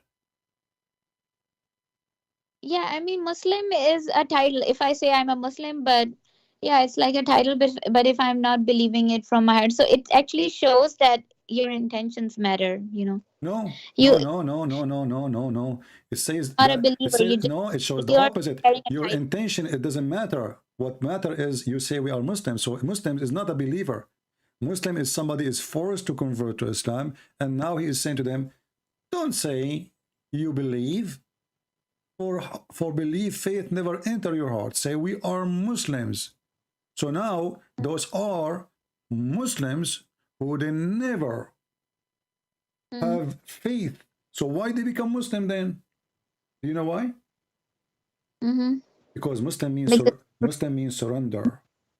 Muslim means surrender, not to submit as they lie and say to us.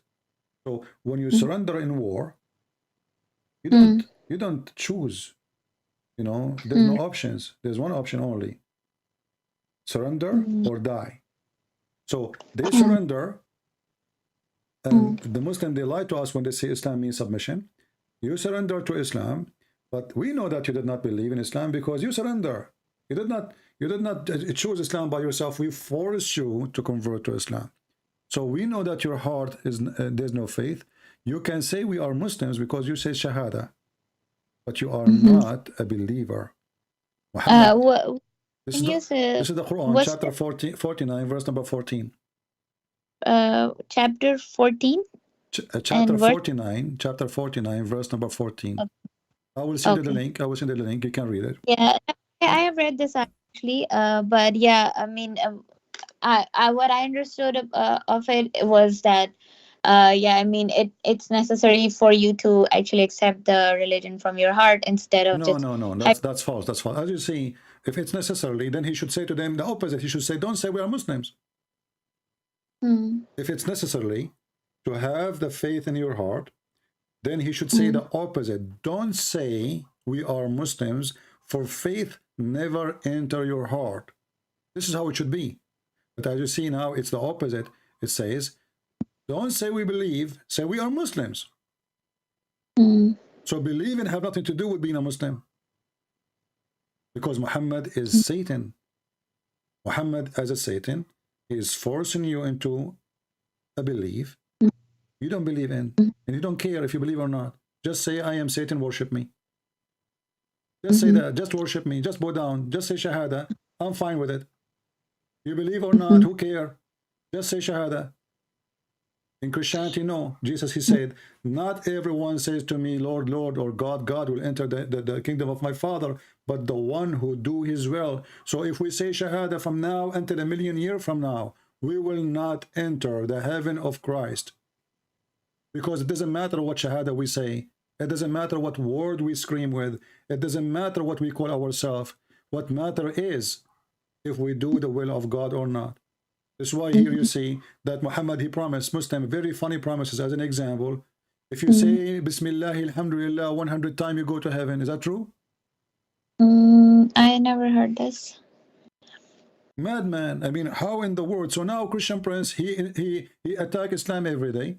He laugh at Muhammad every day. Before he die, he say Bismillah, Alhamdulillah 100 times. You go to heaven. What is that? How in the world? How in the world that can be from God? I mean, how easy it is. So now we can go and do all kind of sin you can imagine, and then we say Alhamdulillah, Bismillah, etc., and we go to heaven. Yeah, I don't know about this.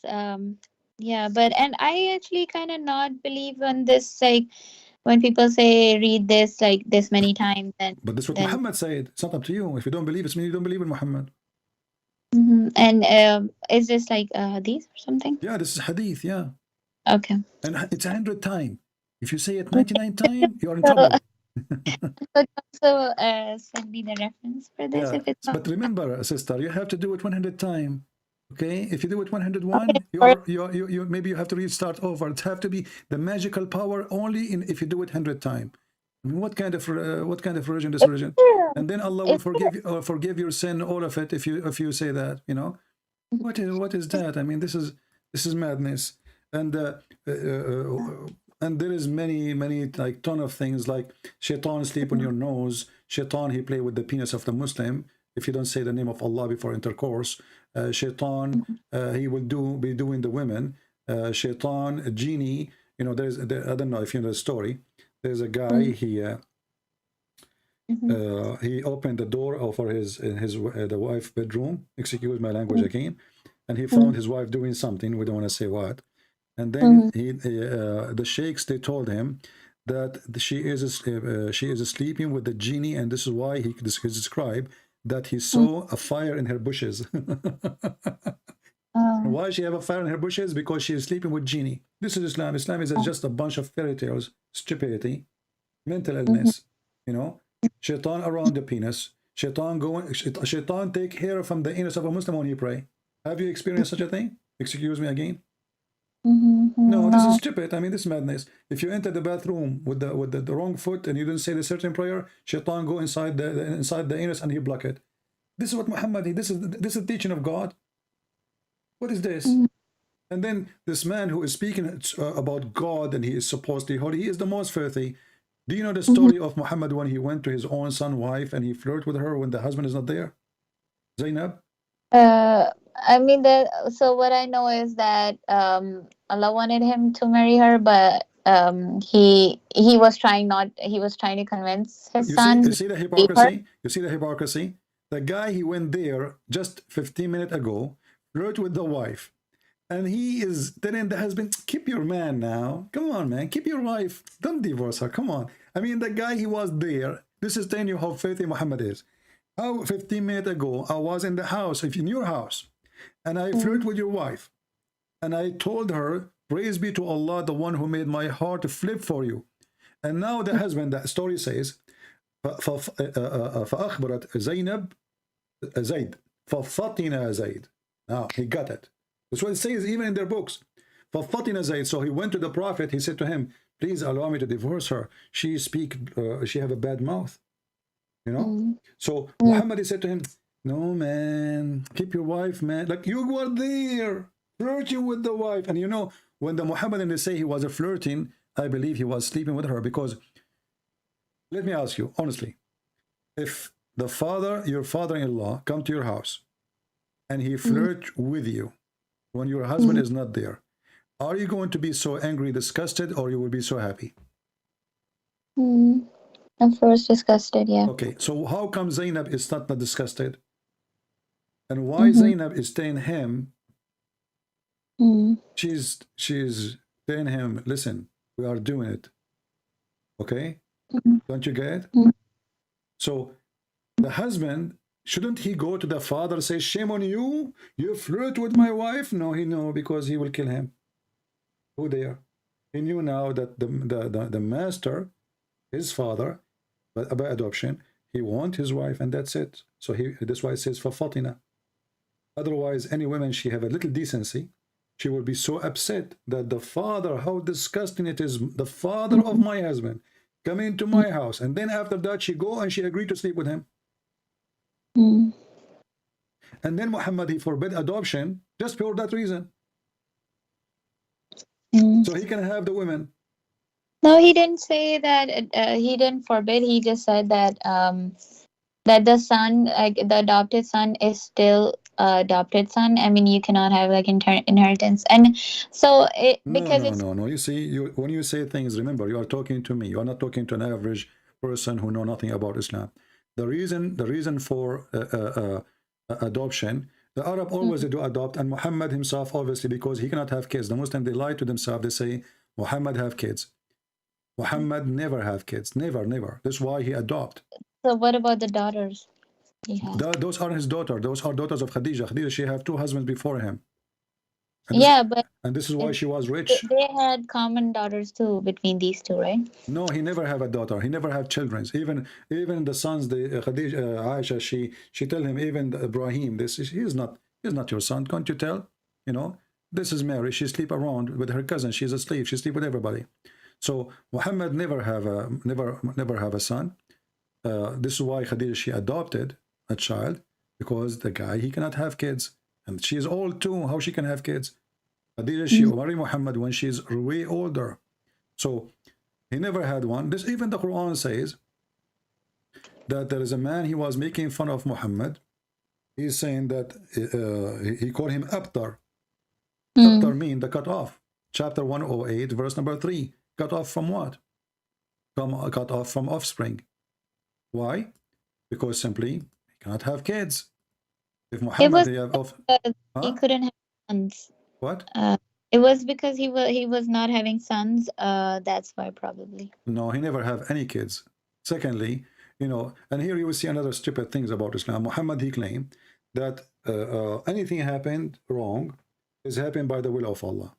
And then we ask ourselves, if Muhammad have a child and then the child die, why Allah killed him? Mm-hmm. Why Yeah. why he is doing that to his prophet?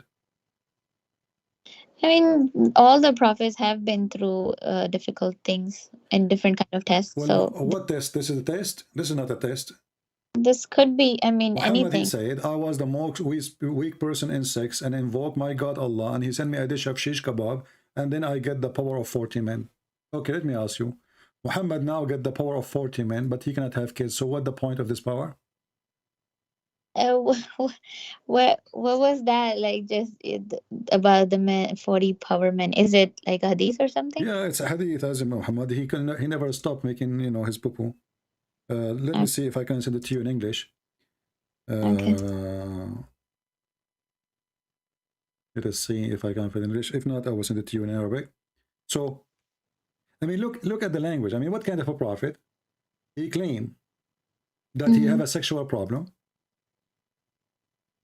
and then he invoke his God, and this God, he fixes the problem. How? By going to the kitchen, making shish kebab, send him this shish kebab with angel Jibreel, and then after he ate it, he got the power of 40 men. What is that? I mean, and the Muslim, they say to us, if Allah wants something to happen, he say be is going to be. Right? Yeah. Yeah. But obviously, this is, you know, Muhammad, you know, he lived in a very perverted society. If you read my book, Sex and Allah, you will see. So let me share. I could not find it in English, but I can find it for you here. This is the book. It's called Faidul Qadir. This is one of many books, Faidul Qadir. And this is a Sunni book, not Shia. I think you're a Shia, you're a Sunni, right? Yeah. Okay. Yes. Variant number 5, hadith number 6426. It says, كنت من أقل الناس في الجماع حتى أنزل الله علي الكفيت فما أريده من ساعة إلا وجدته. So I was the most weak person between all mankind until Allah, he sent on me the kufayt or kufta. And then I found it in a sa'a. Sa'a at that time used for like 15-20 minutes. So each time I need to have sex, Allah, he sent me a dish of shish kebab. I ate it in less than 20 minutes. Will be sent to me. And then in different hadith says, you know, I get the power of 40 men. But let me translate this one for you first. I will use English translation because it's in Arabic. Here we go. It says, I was the least people in intercourse. until God he sent me down the kufta. And then you know, brother, I find it within 20 minutes or 15 minutes or an hour. Yeah. bro, I sent the hadith, the one that you're talking about So what is that, my friend? the I mean, link. come on, what is this? This is God. This is a prophet of God talking. So now God he fixing, he sending Viagra for Muhammad, which is a dish of shish kebab. And then he got the power of 40 men. And why he need to get the power of 40 men? Why? What about 39? How he measure his power? Like they have a race. They brought 40 men, and Muhammad he did exactly the same as they were able to do. What does that mean? This is why you see, you know, when you read my sister, when you read the word of Jesus, you will see how amazing, how wisdom, high, noble. And when you see the word of Muhammad, how disgusting, how low, how trashy. What is this about? Imagine I Okay. claim to be a prophet, and now, guys, I have a problem. Everybody, please help me. It's not working. It's not functioning. I play music for it. It's not working. I'm going to invoke Allah. I go to my room now. I invoke Allah. Please, Allah, help me. It's not working. Why even need to publish this news? I mean, what kind of a man, he go in public, says, hey, the private part I have is not functioning. It is the lowest between all mankind. He's glorifying God by sending a dish of shish kebab. What is this? So, what I have a question regarding the Quran and Bible and the other books. So, Okay. how they were as far as Quran, I know that it was sent to Prophet through Jibril, and then people used to initially remember it, and then they started writing it down and then compiled it in a book. It was, I think, mainly led by his friend, this effort, but overall it was just written at that time, and it was from since then it's just this kind of same. I was reading about Bible. It was there were like it was written in like in a very long time, like in generations people used to add in it. uh, and like how it was compiled, the whole book Well, first, and the Bible is not a book. The Bible is a book of books. Okay. okay. So there's many messengers, prophets, and kings, etc. So the Jews in this book, the Bible, as an example, the Old Testament is a book of history. Same time is a book of God, which means there's he, she said, this king said, this woman said, this guy he said, and there's God said. So it's a book of history, and we Christian, we don't claim that the Bible is a God, he sent it down, written. What we believe that, as an example, that the Ten Commandments, this is what God he sent. And the rest is the history of man with God, the history of a prophet with God. What God said to the prophet, what prophets say to the people, and what people say to the prophet. So as an example, when the Muslims, they say that the Quran, all of it is the book of God, correct? Okay. Yeah. And then they say nobody can make Quran like this Quran, correct? Yes. But this is very silly, because we find in the Quran that the ant is making Quran. Because the ant, she said. And The ant, if you go to the chapter, there's a chapter in the Quran called the chapter of the ants. Okay, who is talking? The ant. So if who is talking now, is Allah or the ant? They say Allah, but the ant, she said. So we are not silly as Islamic religion when they say the Quran is every word of God, because that make it funny, and especially when Allah he challenged us to make Quran like the Quran, and then we find the genie making Quran, Shaitan making Quran, the ant making Quran. I mean, everybody making Quran except Allah. And what do you mean by making Quran? I don't know, like the ant was talking and like that, but what do you mean by ant making Quran? okay, when the ant she said, who is talking? Oh, ant said, but that was something that that Allah. I don't know about the verse exactly, but what I think is that Allah told Prophet that ant said that, and like it was a Okay, but the one who said that is the ant. It's not yeah. Allah. So Yeah. how this is the word of Allah if Allah quoting the ant? So if you quote me now, if you go to my book and you say Christian Prince, he said this, is that the word of you or the word of a Christian Prince? Yeah, so it's like an example, if Allah is giving, No, and it's not Allah example. You see, he's quoting the ant word by word. Yeah. Okay, as long as he is quoting the word, this is a quotation. This is Yeah. not the word of God. So this is a quotation, but the Muslim, they claim nobody can make Quran like this, when Allah himself is taking Quran from the ant, because the one who said this quotation is the ant, not him. And then the one after it, it is Sulaiman who said that. And then after that, Sulaiman, he checked the bird. And what kind of religion was? I mean, this is, look at this religion. I will tell you a story. This is a serious story. I don't know. I hope you will not laugh at me. I have my grandfather. He died. And he died. He was holding, you know, old people, they hold a stick in their hand, you know. Yeah, a long stick like staff, you know. So he died, and he died standing. And then for more than a year, my grandmother, she did not notice that he is dead because he was holding the stick standing. What do you think about this story? I mean, if it's a miracle, it could happen, you know. No, If it's not a miracle, because the reason she did not notice him, because it is the stick. He was holding the stick. Not because God, he didn't want anyone to know, because he was holding the stick. And then after a year, the termite, they ate the stick, and he fell down. it was I don't know if it's a year or a few days. It is a year. Year, okay. So what do you think? This is not a I miracle, mean, because as you see, it was concealed because of the stick. When the termite, they ate the stick, he fell down. Is that God really talking, or this is really silly, stupid? I mean, that's because what we see is okay. It is it's in Quran, right? Yeah, this is a story of this is my grandfather, by the way. His name is Solomon. Chapter 34, verse number 14.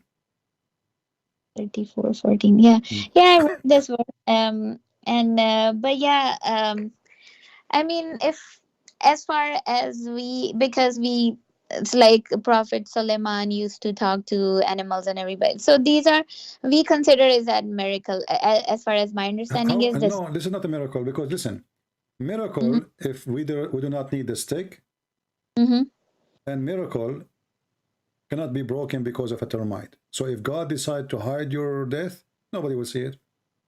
What concealed the death of Suleiman is he leaned on the stick. What destroyed the conceal of his death? It is the termite eating the stick. All right. So if it's a miracle, then there is no need for the stick, and termite cannot stop the miracle of God. So what this verse is saying, that there is a reason. What is the reason? It's not God making a miracle. It's the guy dying, and he leaned on the stick. And it took them a year. Now the guy is a king. He have ministers. He have wives. He have soldiers. He have army. He have generals. All those people did not notice that the king is dead because he is leaning in the stick. Okay, what about we talk to him? Hello, Suleiman, he don't answer. We come second day. Hello, Suleiman, he don't answer. Suleiman is not moving his eyes. Suleiman is not moving his fingers. Suleiman is not talking. Suleiman is not doing anything. Month after month after month, according to your prophet, he's saying it's almost a year. Go Ibn Kathir, open Ibn Kathir and read the interpretation. Almost a year, and nobody noticed that the guy is dead until the termite ate the stick. Isn't it obvious in a fairy tale? Now you said that we know that Suleiman, he been taught the language. What language he been taught? I don't know, Arabic maybe. He been taught the language of the birds. Birds, yeah, Okay. yeah. How he been taught the language of the birds, and he was speaking to the ants? I mean, language of the birds. I thought he was able to communicate with different animals, like all animals, kind of. No, he was taught the language of the birds specifically. Where does it say? Is it In in the Quran or Quran, Hadith? yes, in the Quran. If you read the same What? chapter, the chapter of the ant, where he speak about his, he understand the ant. It says in verse number 16, and Suleiman was David higher, and he said, "O mankind, lo, we have been taught the language of the birds." So imagine I teach you the language of the birds, and you end talking to the tree or to the cockroach. Um. Uh. By the way, But is it I've been in a school the too, bird? and I learned the language of the birds. I mean, what is the point of this madness? So God, he taught Sulaiman the language of the bird. What is that? I mean, what about Allah? He teach Muhammad how to read his name. So Allah have time to teach Sulaiman the language of the birds. For what purpose, we do not know. This is stupid. But he did not have time to teach Muhammad how to read. He told Muhammad 3 times read, and Muhammad still cannot read. So now we have Sulaiman. He do not need to speak. Why he need to speak the bird? Because you have an army of birds, army of genie. What is this? Army of a chicken? Do you watch cartoon? Do I watch what? Cartoon. No. I love cartoon. Oh, It's the best. It okay. makes sense. Yeah, The yeah. Quran doesn't make sense. Look at this. He have an army of birds. Mm-hmm. Okay. Do you think Putin now in Ukraine should use the birds of Suleiman? Since when? I mean, What does that mean? The army of birds? You have an army of birds, and who is the head of the army of the birds? Do you know? Who? The Suleiman. hubub. You know, the al-hudhud. Yeah. Yeah. Yeah. I mean, look at Actually, this guy. I mean, who in the world want to believe in this? So now we have an army of birds, and the head of this army is this bird. Do you really, my friend, believe in this I madness? thought it was the whole army of the hudhud. Huh? The army was it was like all the birds were this bird. All of them, they are the same? Yeah. Okay. The ababil, Okay, let me ask you. it's Let me ask you. So Suleiman, he have millions of those birds. How come he find out that this guy is missing? Oh, which guy? This bird. There's one of them. He found him missing. I don't know about that story. I You know, think. just to show you how stupid this religion is. Do you see how you know how the bird looked like, right? Yeah. Okay, he looked like a Roman soldier, a general in the Roman army. So Muhammad, I mean, this is madness. This is the most stupidest stories ever. This guy, he carried from the Jews, legions. They teach their kids. Whatever they say to him, he put it in the Quran. This is for kids. And then the Muslim, they say that this bird, he can find, he went, he found Balqis, the women, you know, and he come to him with the news about her. Okay, we will go with that, no problem. But there is a little problem with this. There is a Muslim, he decided to argue about this verse. When Ibn Abbas, he explained how this bird, he can see things nobody can see. Even he can find water under the ground. Then then the guy, the Muslim guy, he said to him, well, if this is the case, how come a little child, he can put some seed and he put a trap and he covered the trap by some dirt and the hudhud don't see it? Ibn Abbas, he said to him, aren't you afraid that Allah will do this and this to you? He could not answer him. He could not refute. So how this bird, he can see what nobody can see. He can see under the ground. But then, if we put little seed in a trap and cover it by some dirt, this bird will not notice it and we can catch him. So this Muslim, he got Ibn Abbas busted and he got Muhammad busted with his lies. But then when he threatened him that, you know, you will be punished for saying that, the guy, he says, I promise Allah, I will never do that. I will never say that anymore. Do you really believe that the story that there's a bird and Suleiman, he was checking on him and he said, if you don't find you, I'm going to make you barbecue? You really believe in that? No, I don't know about this part that he but yeah, I have read this and I believe in it because it's in Quran and it's as like yeah, because it's in Quran and It's I mean, there are things that does not make, maybe in previous, Okay, especially let for me ask you. example. Let me ask you. So why Muhammad he don't speak to the why Muhammad he was not taught the language of the birds? Why Muhammad he was not taught the language? We have many Because hadith. We have many hadith. Muhammad is speaking to the lizard, correct? yeah, Okay. yeah, and to the tree, Muhammad is speaking to the tree. with the camel, Yeah, and with the Muhammad wanna do poo, and he told the tree to come so they can cover him when he's do poo. Okay. So when the Quran say nothing about Muhammad speaking the language of the lizard and the birds, mm, why Allah is mentioning that Sulaiman he have all those things? He have a flying carpet, he speak to the birds, you know, he spoke the language of the birds, he spoke to the ant, and then mm, Muhammad, we find that Muhammad have many of those, but they are in the hadith and the Quran confirm that Muhammad has 0 miracles. Why is that? mm. I mean, that's not what Quran says. I don't know. Like we know that Muhammad could talk to camels and trees, and yeah, and he Mhm. went to visit the God, and like all these things are miracles. But you would say that nobody saw that miracle, Let me which ask you, I. okay, you remind me of the question, why nobody can see a miracle? What the point of a miracle if nobody can see it? Mm, If I now uh, if I say, before you call me sister, you believe me or not, I was flying mm, in the sky and I was mm, able to create a mountain of gold. And you say to me, okay, do you have witnesses? I say no. You believe me? yeah, of course, no, but Okay, so what the point of the miracle? Isn't it the miracle supposedly so people they can believe? mm.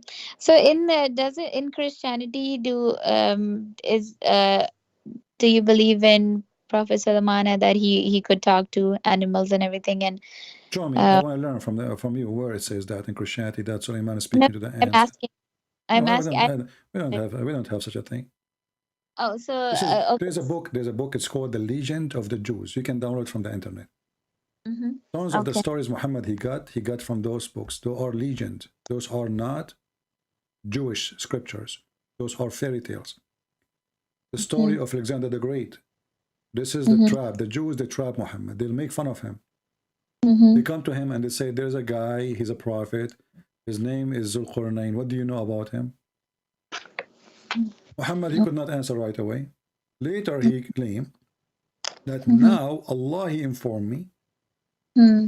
And he started talking about his undergrad, and he found the sun set in the murky water. Mm. Do you believe the sun set in the hot water? Yeah, I mean, no, of course, but yeah, we talked about this. Me and my friend, we talked about it, but Hmm.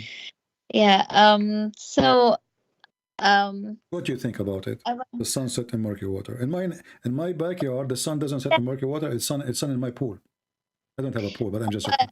what I my understanding was about the mentioning in Quran is it Uh-huh. was the man's perspective, Okay. You see, I want to ask but you. I find this is really disgusting. A Muslim they are trying to fabricate words Mhm. is not in the Quran to fix the. How the Muslim they say nobody can make Quran like the Quran. And then they say, this is from the perspective of the man. Can't Allah he say, this is from the perspective? Is he like you do not know that word? Is it in the Quran? No. Where in the Quran it says from the perspective of the Qur'an? Nowhere. it's Allah is reporting a fact. Allah if I report. see Yeah. the translation, it says that when he reached the place, he saw. Hmm. Um, No, he first saw. of all, he did not say he That's saw. what. It says wajadaha. Wajadaha mean he found it. Nowhere it says he saw. Yeah. Okay. It says here حتى إذا بلغ مغرب الشمس وجدها تغرب. So Mm-hmm. he found it. Uh, Found, it could be, I mean, I'm just saying, like, what I understand, it could be that that's what he found, but that might not be okay, the reality. where Allah he described that this is not a true find. Why Muslims Yeah. are adding things up? If he say he found, did he correct his find? No, he said he found. That's mean Mhm. Allah is talking and he told us what he found. So it's a find. It's not he thought. When I say to you, you say to me, I went inside the house and I found the faucet is leaking. Is that you thought it's leaking or you found? Yeah, You found. found. So found is what he found. And who is forcing Allah to say things he is not agreeing with? And where it says that this is not, the one is talking is Allah, not even not the guy. Allah telling us what he found. And not only that, he found when he reached the sitting place of the sun. But there's no sitting place of the sun. What does that mean? He found the sun set in a spring of hot water. Zakir Naik, he says, when you go to the ocean, you see the sun is going in the ocean. You think that the sun is going in the ocean, but the fact the sun is not going in the ocean. But there's no ocean here. It's a spring of water. How you can fix that? So even they lie when they try to fix it. They say an ocean, but as you see, it's a spring of hot water. Yeah, that was good, by the way. Oh, I can speak like him. I can. Yeah, awesome. But yeah, no, I get your point, and I actually have noted down that point where when I talked about this with my friends. And So not only that, listen, he continued, and then he said, until he reached the rising place of the sun. Like, where we can find the rising place of the sun? So now he found the sitting place of the sun, and he found the rising place of the sun. I mean, this is madness. Where is the rising place of the sun? If I ask you, you will say the sun rises everywhere, even in the pole it rises, right? Okay, so what he mean? He found the rising place of the sun. This is madness. It's a stupid religion. And then he found next to it people who didn't understand anything, and they told him, you know what? There's people of Gog and Magog. They are doing bad things to us. How they don't understand anything? And and what do you mean you build a dam between us and them? Why the earth is flat? Because the earth is flat in the Quran. Because the only way to build a dam between us and a group of people, if the earth is two pieces, and there's no way to go around it, correct? Was it a dam or a wall? No, it's a dam. It says حتى بلغ بين السدين.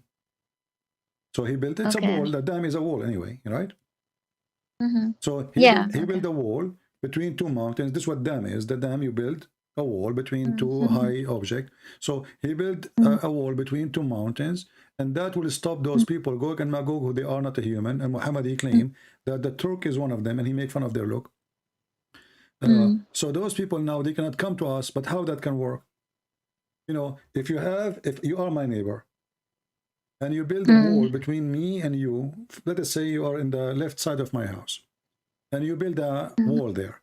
Well, I can go around the wall and come from the back, right? I mean, yeah, but it could be, yeah, of course, around the wall. But so if it's a mountain, I I can go around the mountain and come to you. Yeah.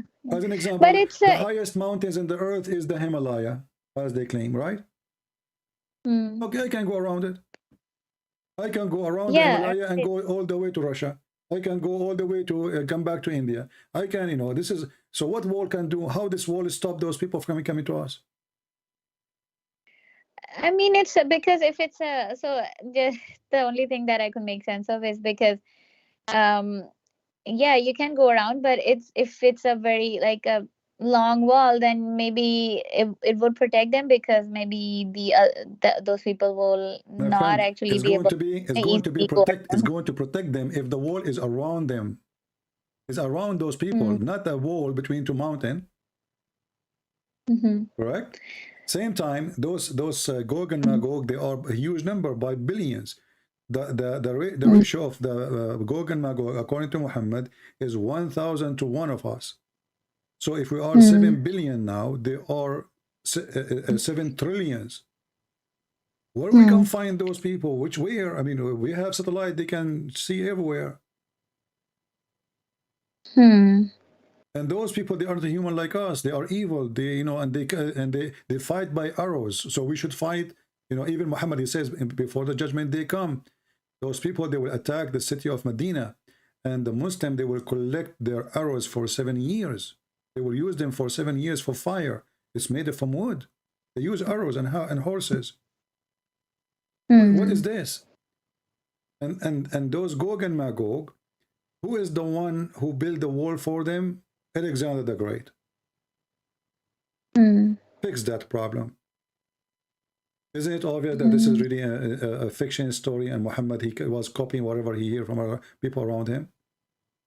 This is a fiction So story. Alexander was he Alexander before Prophet Muhammad or after? Oh, for sure, it was way before. Oh, okay. Yeah. Okay. So the questions, I'm sorry, and please let me know whenever you have to break, because I mean, I know your time is No, precious. it's okay. So But maybe you are tired. But my sister, I advise you. This is obviously stupid religion. I'm not trying to be rude to you, but I'm saying to you what I believe. You know, we are not going to sugarcoat what we believe. We believe Muhammad is an evil man. A person who go have sex with the children cannot be from God. You know, Jesus, he said, it's better for you to put a milestone in your neck from hurting the little ones. So it's better for me to jump in the ocean, put a milestone in my neck before I harm a child. How in the world a prophet he do such an act which is evil and ugly? A man, he lie, he cheat even with his wife. A man, he taught you to you as a wife to be beaten by your husband. There's no respect, there's no love. You are just no one. And even in heaven, you will be restrained. Lies after lies, fiction after fiction, stupidity after stupidity. I remember once I was doing a seminar, and a woman, she said to me, well, you said that there is no reward for women in heaven. You are lying. The prophet, he said he will be 70 times more pretty. I said, well, let us go with this statement. If you will be 70 times more pretty, if every Muslim woman will be 70, I said, only you or all Muslim women? She said, all Muslim women, they will be 70 times more pretty. And actually, I remember at that day, I used your name as Aisha, you know? So I said, okay, let us say Aisha, she is, she is twice more beauty than Fatima. You know, I will type the word Aisha in the screen. And she is, let us say, twice more beauty than Fatima. And we will type here Fatima. And Fatima, she is twice more pretty than Hafsa. Okay, let us see. She is twice from Hafsa. And then Hafsa is the last, which means she is the lowest in beauty. And now each one of them will be 70 times more pretty. So Aisha, she will be 140 times more pretty than Fatima. Or more pretty, let us say. Okay? And Fatima, she will be 140 more pretty than Hafsa. Right? I mean, yeah, I never And even... Hafsa will become 70 times more pretty. So look what happened now. If you think about the number, Aisha, she is 3 times more pretty than all of them from Hafsa. She is twice more pretty than Fatima, and nothing changed. So you were ugly in earth, you are ugly in heaven. People, they start laughing at her in the seminar. You know? So I mean, yeah, I never knew where does it say that you will be 70 times. She mentioned that to me, but I can look for it. But this is what she said. You know, it's okay. I believe this is a true hadith. But this is how stupid this promise. He knew that many women, they are obsessed with their look. You know, so okay, we will be 70 times more pretty. But who cares if you know? Yeah, it's like a relatively you are still ugly, yeah, right? and who care about this beauty? I mean, what does that mean? I mean, what about if you will be beautiful, but you cannot go even and see anybody in the street. You are restrained in your tent, and I show you the verses. So what is beauty for? Beauty for the husband. What this is mean? This is reward for the husband, not for me. You know? Yeah. And all the men, they will look like Joseph. You know? All of them, they will look like Joseph, and all of them, they will be 33 years old like Jesus, and all of them, they will be so tall like Adam, which is almost 5-6 floor building. What a stupid religion. And all the whole, they look the same, and they say the same word, and they sing the same song. It's a madness. Imagine you go to a dating website, everybody there have the same profile, same picture, same name, same height, same age. Everybody. What is this? I have a couple of more questions about it. What does Islam, I mean Christianity, say about out of marriage, physical, like sexual relationship, out of marriage? It is What's the? forbidden. It's forbidden. The Bible says, and this is where Muhammad he tried to copy from Mm-hmm. the New Testament.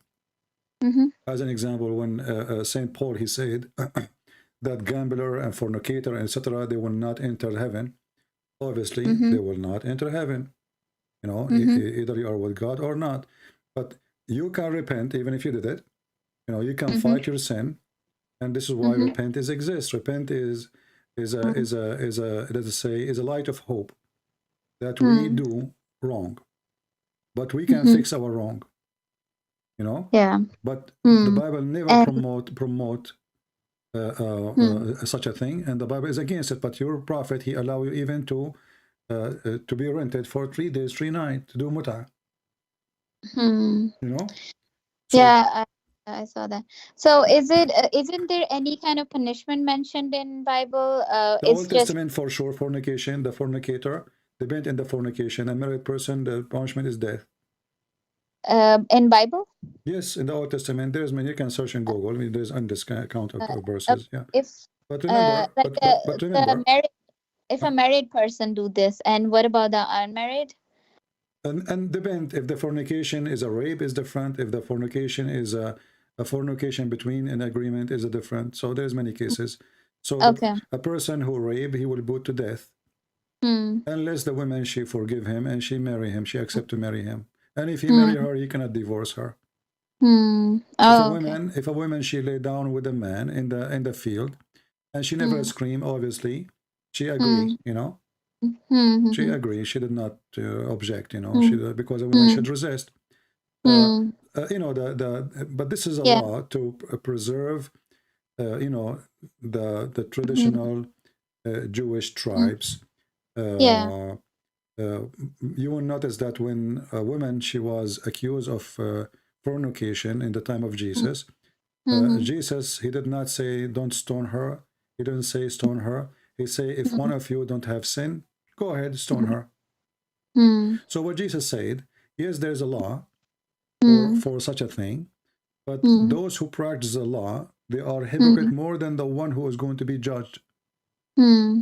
So obviously there are a bunch of fornicators Hmm. trying to judge a fornicator, but Hmm. they are not the one who can judge.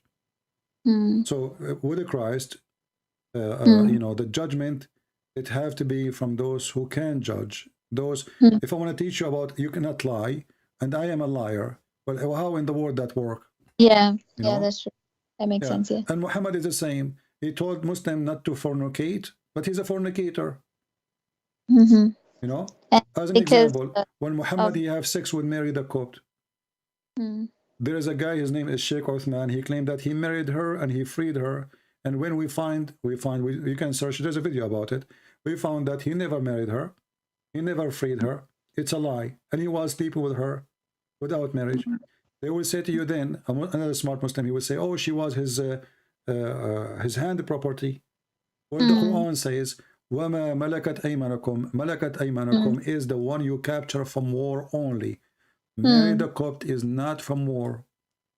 mm, Never was she was a gift.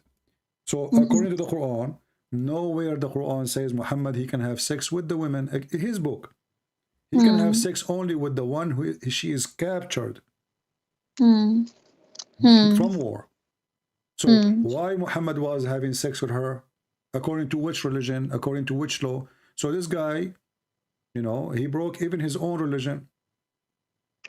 He mhm, said things he do the opposite. Not like mm, our Lord the Messiah. The Messiah, he said, he challenged the Jews, who can prove me to be a sinner?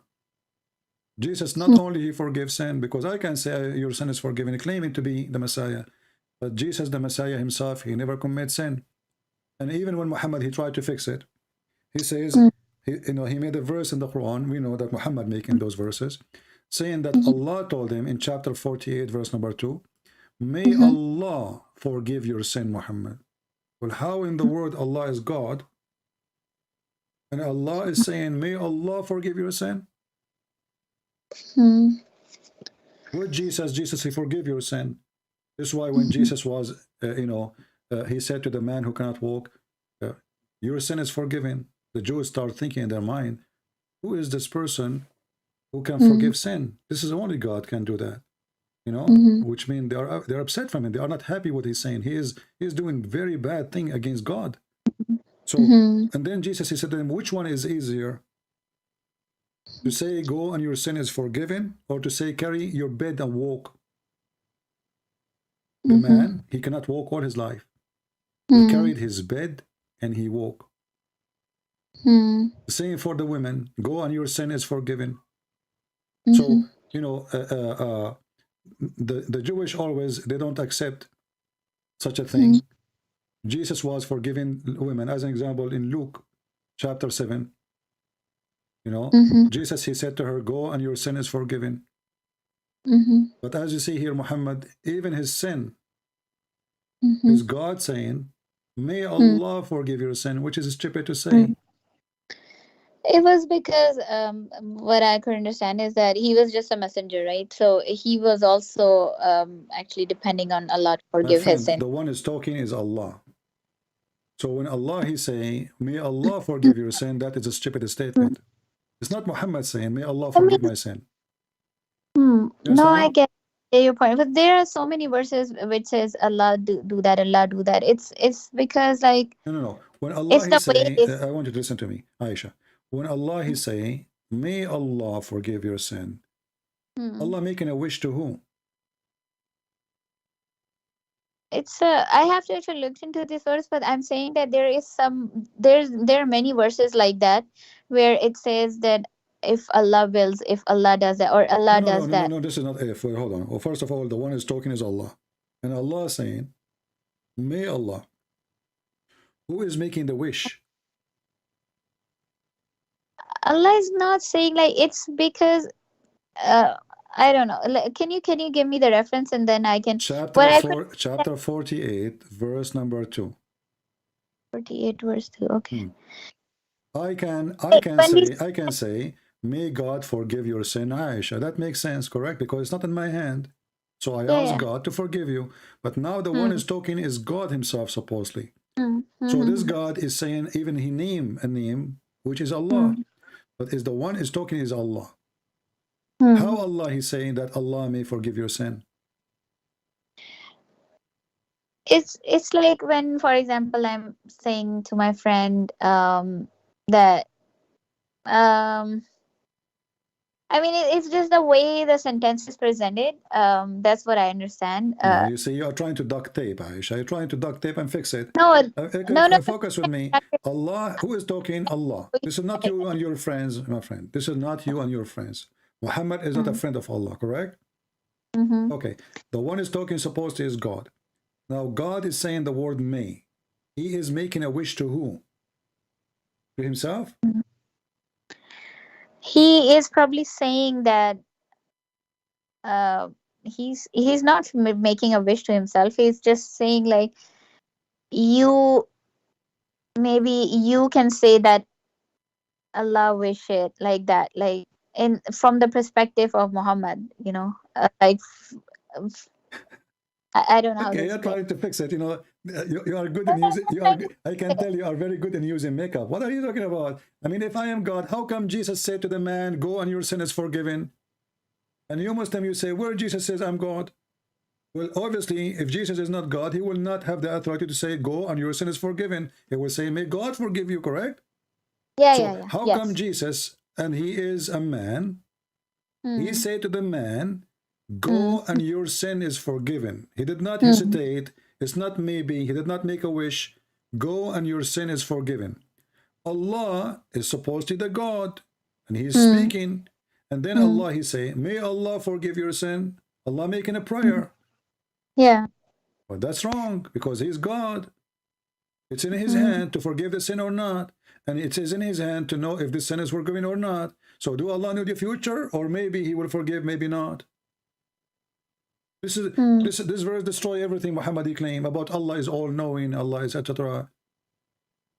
So on that, I have a question. So Muslims actually believe that Jesus is not God, but in and it is believed that actually when Jesus was a messenger, and he asked people not to worship him, but people started worshiping him and Mm. associating him as a son of God. But that's like Okay, let me ask uh, you. Why the Christian they worship Jesus as God? Do you know? no, yeah, that's what I want. That's my Okay. question is. If I have a person who is the one when what the Quran says that you Mm-hmm, worship Allah, is that because he's the creator? mm-hmm, yeah. Okay. Well, Jesus in the Quran is a creator. Mm, like how? He created it from the mother bird, as Mm, an yeah. example. Okay. So Mm-hmm, Jesus have all the quality of God. He don't mm-hmm, commit sin.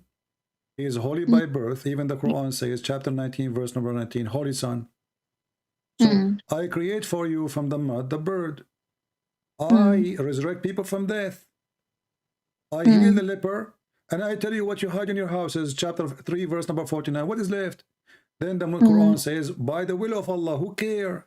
Now he have all the qualification of God. He tell you the unseen. If you know, he heal you from any disease. He resurrect mm-hmm, people from death. And he's a mm-hmm, creator. So right now, as we speak, there's a bird flying in the sky made by Jesus. So mm-hmm, if the qualification to believe in somebody is to be creator, well, Jesus is a creator. Question: if Allah is the one who gave Jesus that power, mm-hmm. don't Allah knew by doing that the Christian they will worship Jesus? Do he knew the So future? If I uh, am God mm, and I give you mm, power to be creator, to resurrect people from death, I mean, what is the purpose of the miracle? The purpose is to believe in him, what? Right? mm. Okay, to believe in him as what? As a prophet or as God? What I understand is as a prophet. Okay, but those miracles is not given to a prophet because now he became a creator. Mm-hmm, Do Muhammad create anything? No. Do Muhammad make the blind see? No. mm-hmm, Do Muhammad feed people from the sky? No. Do Muhammad resurrect people from death? No. So why all those things is given to Jesus? Just to make us believe that he's a prophet. And guess what? The Jews mm-hmm, did not believe according to Muhammad. So all those miracles was for nothing. mm. So So it's you're quoting Quranic verses on this, and how do you think that the other Quranic verses are wrong and these verses are right? no, all the verses are wrong. I never say this is right. So about the Jesus, you mentioned that he used to Our do friend, this and that. first of all, your prophet, he got the wrong Jesus. First, he called him Isa, and we never know Isa. Secondly, he think that Isa is the nephew of Aaron, and this is stupid. Maryam, she is not the sister of Aaron. There is Maryam, she is a sister of Aaron in the Old Testament, yes. So he thought is the same person. Mm-hmm, And if you read with me, you go, if I ask you now, mm-hmm, uh, where is this story written? You will say the chapter of Ali Imran. Okay, who is Imran? Imran is the father of Moses. mm-hmm, Amram in the Hebrew, Amram. The same mm-hmm, Muhammad, he thought that Amram mm-hmm, is the father of Miriam. mm-hmm, So Amram is the father of Moses and Aaron and Miriam. In the Quran, Amram is the father of Moses and Aaron and Miriam. When a Jewish rabbi came to Muhammad to get him busted, he says to him, but as you know, there's hundreds of years before between Moses and Miriam, the mother of Jesus. Muhammad then he tried to fix it. He says, oh, they used to call them by their great prophets. But Maryam, she is not even from the tribe of Moses. Secondly, if Moses is the greatest prophet, we call them by Moses, the sister of Moses, not the sister of Aaron. And in mm-hmm, the top of that, how the father of Mary become Umran? So Muhammad, he could not fix that. Already he said that the mother of Umran, the guy, his name is Umran, he mm-hmm, have a wife, and you know, he made a vow that if you give me a child, etc., blah blah blah blah blah, and then Allah he gave him Maryam, and then from Maryam there is Isa. So the whole mm-hmm, story is wrong. So when I use for you verses from the Quran, doesn't mean I believe in any of them. mm-hmm. Okay. You see, I have So I have degrees in Islamic law. I don't know if you know that. So when you go to the court, mm-hmm, I don't give a shit. Let's say I want to prove that you borrow money from me. right? So I have to provide to the court a paper by your hand, not by my hand, that you borrow money, correct? So this is what I'm doing. I'm providing the paper you sign on it, the one you agree on it. Because if I give you from the Bible, you say, I don't believe in the Bible anyway. Yeah, that's what actually my next question is. You mentioned the Bible is actually not the word of God. It's No, I did not say that. I did not say that. I say no. The Bible is the word of God, but when we say the word of God, we mean what God He said in the Bible. However, in the Bible, there's stories about people. So, as an example, if Jesus says this to the ruler, the Roman ruler, the Roman ruler, he said this to Jesus. Is that God talking or the Roman ruler? So that's like a story that someone narrated. Exactly. But when Jesus talked, this is my God talking. Okay. Okay. So when we say the Bible is the word of God, doesn't mean that every single person there he speak is God. Okay. That's what I meant. I did not say that the Bible is not the word of God. I meant that not every single person there speak is God. Okay. But it was not like all the things that is written in there is actually like a revelation. It's not There like is that, right? revelation and there's not revelation. Why? Because if I am telling you now that the ruler he said to the Jews, I wash my hands from this person, I did not find him guilty. Well, this is not inspiration. This God is saying what he believed. He's not a prophet, So Well, inspiration is what is given to a prophet. Or got as it. an example, Like a combination of like we have yeah. Quran and Sunnah, so it's like a combination of basically. No, we don't believe in such a thing. What we say, that simply, it's a very simple method. When in the Bible you read it says God said, it's mean God said. Okay. When you see Wrote all this. a king, etc., say, this is king is saying. Got it. Yeah. When the soldier he said, this is soldier said. When Peter he said, this is Peter he said. But who read all this, and what's the how do we know that it's authenticated, that whatever like the stories are? Well, the Christians, as an example, you see the verses in front of me in the Quran, chapter 3, verse number 41, right? There's a book, Muhammad is taking the story from there. We don't accept them. The one mentioned that Jesus he created from the mother bird. It exists. We don't accept it. Ask yourself, why the Christian, they will reject such a book, even it's making Jesus a greater. It doesn't make Jesus down. It makes him a greater. Why they will reject it? Because simply it's not true. To make it simple for you, you heard that all the Christians in the beginning of the Christianity, they used to be given to the animals, to the Roman. They play with them like for fun, in order to make them leave Christianity. Why somebody, if his book is not authentic and it's not true, and those are the early church father, they are willing to die, but not to refuse to believe in Jesus. Why they want to do that? And all of them, they are poor. Imagine you come to me, you say, well, if you don't believe that, if you don't deny Jesus, I'm going to throw you to the lion, right? So now, here, I say, I don't care, throw me. Why would you do it? If people who corrupt, is people seeking life now, not later, correct? Because this is what corruption is about, to make a benefit from the corruption. Even the Quran speak about people, they are called the people of Al-Ukhdud. Did you hear the story? No. The story is that a king, he's a Jewish king, he come to Yemen, and he put the Christians into, he made like a big hole in the ground, and he set fire in it, and he bring the Christians, and anyone who don't deny Jesus, he throw them in the fire. All of them, they refuse to deny Jesus. And this is in your Quran. Why those people, they refuse to deny Jesus? Give me a reason. How do you see how much strong they are in belief? In Islam, you can do taqiyya. You can reject Islam. You can do taqiyya. Chapter 3, verse 28. You can deny that you're a Muslim. In Christianity, no. They are willing to jump in the fire. I mean, that happened in Islam too, right? People actually like sacrificed and like No, in Islam you don't sacrifice because you want to, you know, protect. You know, in Islam you want to sacrifice so you can go and get the virgins. Take the virgin no, away. Take the no. virgin So away. Nobody the sacrifice wife himself. of Pharaoh, she also like because of her faith in God, and uh, she was um, she was killed, right? Hmm. Well, this is Uh, fiction story. First of all, do you know that your prophet is going to have sex with the wife of the Pharaoh? I mean, your prophet is mentally yeah, sick. yeah, He said Allah, he promised him when Khadija, she was yeah, dying, you know, yeah, yeah. he said to But Khadija, say hello, you know, to my wives in heaven. Khadija, she said, what? Woman, she's mm, dying. Uh, did you marry women before me? He said, no, but Allah, he promised me.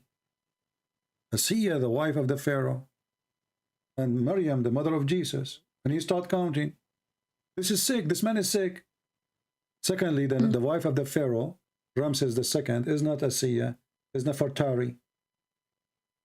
It's because so what I heard is that the she was Asiya, right? And she actually prayed to God at that moment that My friend, things like listen. in heaven. You pray to God, and you are the wife of the Pharaoh. Why Muhammad is going to have sex with you? Not about sex. It's You're about sex. It's about sex. This guy is obsessed. no, no, no. Every great woman, He said no, no, no. every great famous woman, he want to sleep with Let me her. Okay, I want to ask you: here. is it a respect? Is it a respect from Muhammad to say that God, he promised him to have Mary in his bed? Is that a respect? What? Mary in his bed? Mary, the What? mother of Jesus. Is that how you respect Jesus? Mm, no. What is Okay, this? It is. It, why Allah he promised Muhammad that all those famous women, Asiya, Maryam, all of those women, they are going to be in his bed? Why? Who is he? what? I mean, what about? I never heard about this. The Mary. Is it a hadith or in Yeah, it's Quran? hadith. For sure it's a hadith. Okay.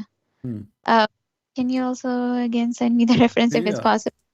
But yeah. yeah, I didn't know that. But about Asiya, what I heard is that she made a dua that she wanna be close to Allah, and since Prophet would be the closest to Allah in there in heaven, so Allah made a Allah actually he will make Asiya in this in his heaven, and so to Hmm. marry Prophet, so that Hmm. to basically fulfill her her wish that she wanted to be closest to Allah. First, the name is wrong. Muhammad is a liar because the wife of the Pharaoh, her name is Nefertari. Secondly, Muhammad, he think that Pharaoh is the name of the person. Number three, Mm-hmm. how this woman she convert to Islam? Mm. How she convert to Islam? What how is that happening? I mean, this is really silly. It was actually not the Islam. It was at that time Prophet Moses, right? And it was Oh, kind of he was giving the okay. Prophet Moses was giving the message of God. So he was But believing that God. isn't it the Jews, the Muslim, they say that Allah is the only prophet he sent him to all mankind is Muhammad. So how suddenly Moses is asking people to convert to Islam when Moses was not sent to the except to the Jews? You see how stupid this religion? If Moses was sent only for the Jews, then how is inviting the Pharaoh and the Egyptian to convert to Islam if only Muhammad is the only one? You see, Islam is a very silly cult. I want you to read this with me. This is a chapter 66. Mm-hmm, Chapter 66, verse number 5. mm-hmm. And this is Ibn Kathir. I Okay. find it in Arabic, but I will try to get to you in English, so because you don't know Arabic. So Uh, let us no, see here. mm-hmm, When Khadija she was dying, mm-hmm, let us see if we can, because sometime in English the Muslim they take it off. mm. Let us see. Uh,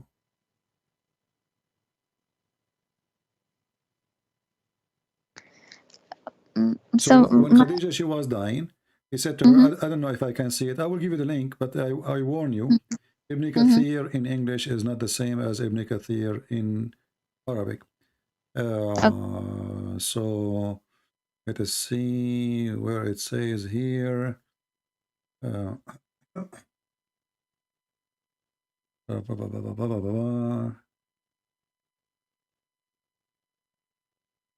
Yeah, you see, they took it off. So let us show you in the English one. Yeah, I don't see it here about Khadija when she was dying. They took it off because it's a shameful thing. Yeah, but this is Ibn Kathir in Arabic, and this is how you see how Muslims even they fabricate when they translate. They took it off. This is the official government website of the Kingdom of Jordan. Chapter 66, verse number 5, Ibn Kathir. Down you will see it says that according to Ibn Abbas, that the Messenger of Allah, he entered upon Khadija. He entered upon Khadija. She is dying. And then when he entered upon Khadija, he said to her, don't forget to mention to report my greeting to my wives, to you know, the Arabic word is dara'ir. Dara'ir is, I don't know what the English one, like, you know, if you have a wife, if your husband have like other wives, those are dara'ir. Okay, got it. Okay, so he said, don't forget to mention if you meet them to say as-salam. So Khadija, she said to him, did you marry before me? He said, no, but Allah, he married me, Maryam, the daughter of Imran, and Asiya, the wife of the Pharaoh, and Kulthum, the sister of Moses. And where this Kulthum is coming from, don't ask me. And let me use Google Translation, because this is stupid too. This is Google Translation, and the hadith is in English. I will give you the link. So here it says, when Khadija in her death, he said to her, "Oh Khadija, if you meet your co-wives, then offer them peace from me, salam." She said, "Oh Messenger of Allah, did you marry before me?" He said, "No, but God married me, Maryam, the daughter of Imran, and Asiya, the wife of the Pharaoh, and Kulthum, the sister of Moses." Question, why? I mean, what is that? Why this man, he is obsessed with famous women? Why he want to sleep with mother of Jesus? This is a prophet of God. Okay, you have a lot of wives now already. You have, isn't he like Aisha? Isn't he like Hafsa? Isn't he like Zainab? Even the dead women before him, centuries ago, Allah will make them as a sexual gift for him. This guy is mentally ill.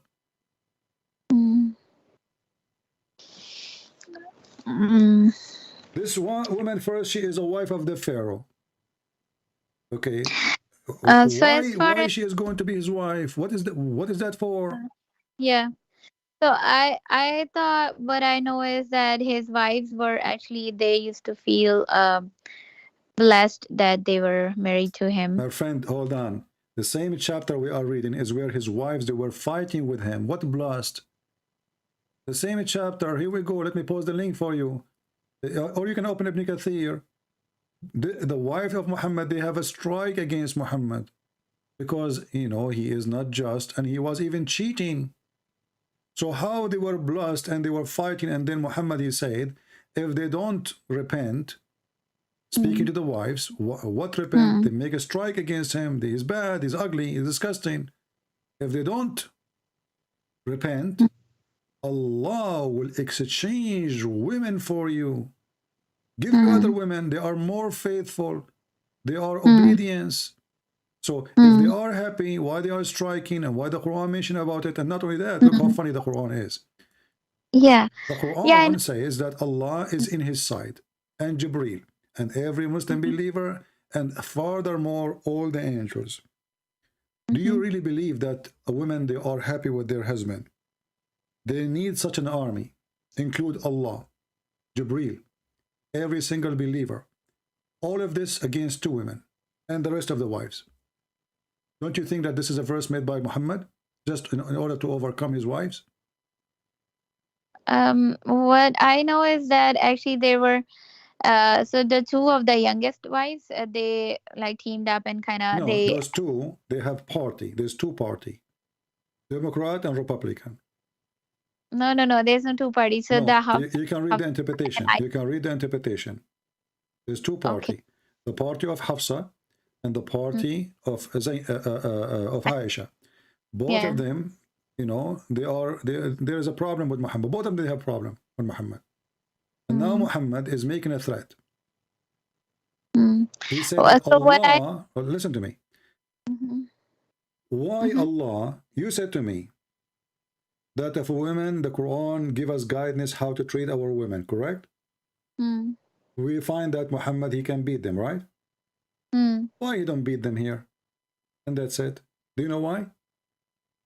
Because Aisha, she is the daughter of Abu Bakr, and the other one, she is the daughter of other caliphate. So if he beat the hell of them, he will lose them. How we can overcome those two? Who their father is powerful, I cannot make them angry. I will make a verse claiming that Allah told me that if you don't repent, what is the solution? I will exchange you. Exchange, not divorce you, you know. Allah will exchange you.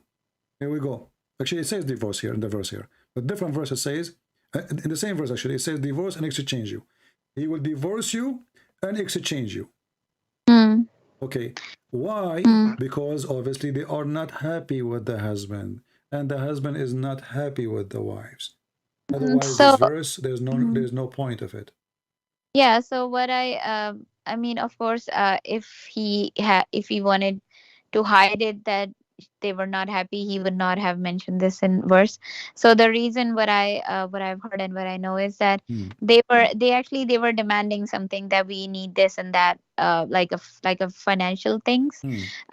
They were demanding that, and then since prophet did not have mm, all that to provide them, and Who told you he this? asked, Who told you this lie? Give me the name of the one who told you this lie. I don't know that. How Muhammad he take the fifth of the booty?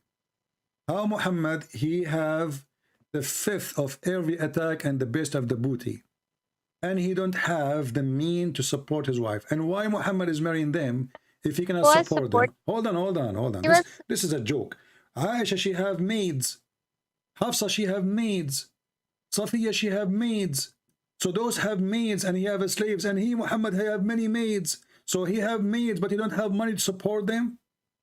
No, it's not like that. Get them money to support. Maybe they were asking something that he could not provide, right? No, So this what is not offer? about that. Let me show you how filthy your prophet is. Listen. You are trying to duct tape Muhammad.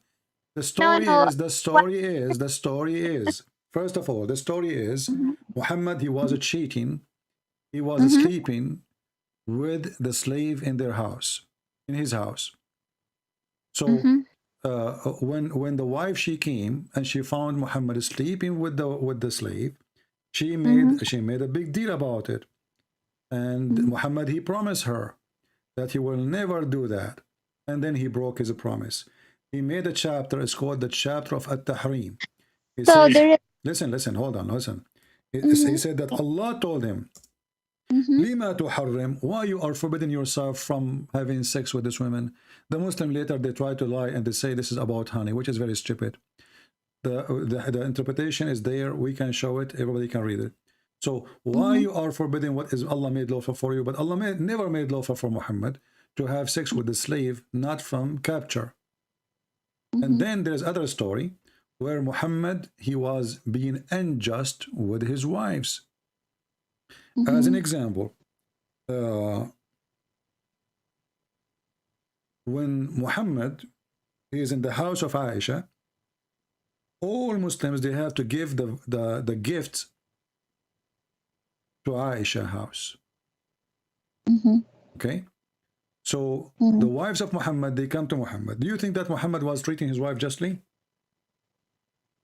I mean, no, not like he was trying, but of course he had more love Okay, let me for ask you. Aisha and Khadija. Okay, Yeah. more love. Yeah. So let me ask you, if you are a wife and then your husband, he have other three wives. Your husband, he told the people, when you have a gift, you give it to me only when I am in the house of that wife. Is that fair? No, of course. Okay, thank you. You just got your prophet busted. This is the story in front of you. The wives of the prophet together, they sent Fatima to the prophet, and they told her, say your wives, they are asking you to be equitable, just, you know, like just with regarding the matter of the daughter of Abu Quhafa, which is Aisha. She said, so she entered upon the Prophet and she said to him what the wife they said, treat them equally. You said it's not fair, right, not to treat us equally. Do you see the word equitable? Okay, so they aren't asking him to treat this one different and this one different. They say, can you treat us equally? Muhammad, he refused. Why? Do you have an answer? No. Okay. What kind of a prophet he is? Don't you Muslim, you lie to each other, says the Prophet, the Quran teach us to treat our wives equally? So can I ask how do I know that the story that you're telling is authentic? Like, this is the right You story see, that's happening? I believe not a single story the Muslim they tell is authentic, because Islam is the biggest fat lie. You remember I told you I have degree in law. I show you what you are believing. So you're asking me how in the world I believe. This is your website. This is your book. This is your translation, and this is Sahih. No, I'm saying that this happened, that he was cheating on her, and then My she friend, came, none and of then my business. This is your book saying that. Why Muslim lying about their prophet? I mean, you Muslim oh, even okay. lie about your prophet. This is not books written by Christian Prince. This is not book Okay, written got by the Jews. it. You're saying about this about in through hadith, right? I think these stories. Quran and the Hadith, they confirm that, as you see. I just showed you the verse. So what I heard in the verse, it says that prophet actually told their wives, if you want like worldly provisions, I can give you some money, whatever he could, I mean, maybe give, and then free you can go ahead, maybe continue whatever, if you're not happy My friend, with listen, what I'm listen. providing. You can say, I heard, she said, he said.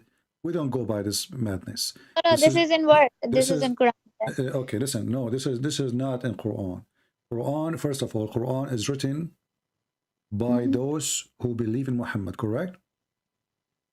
Hmm. Hadith is written by those who believe in Muhammad, correct?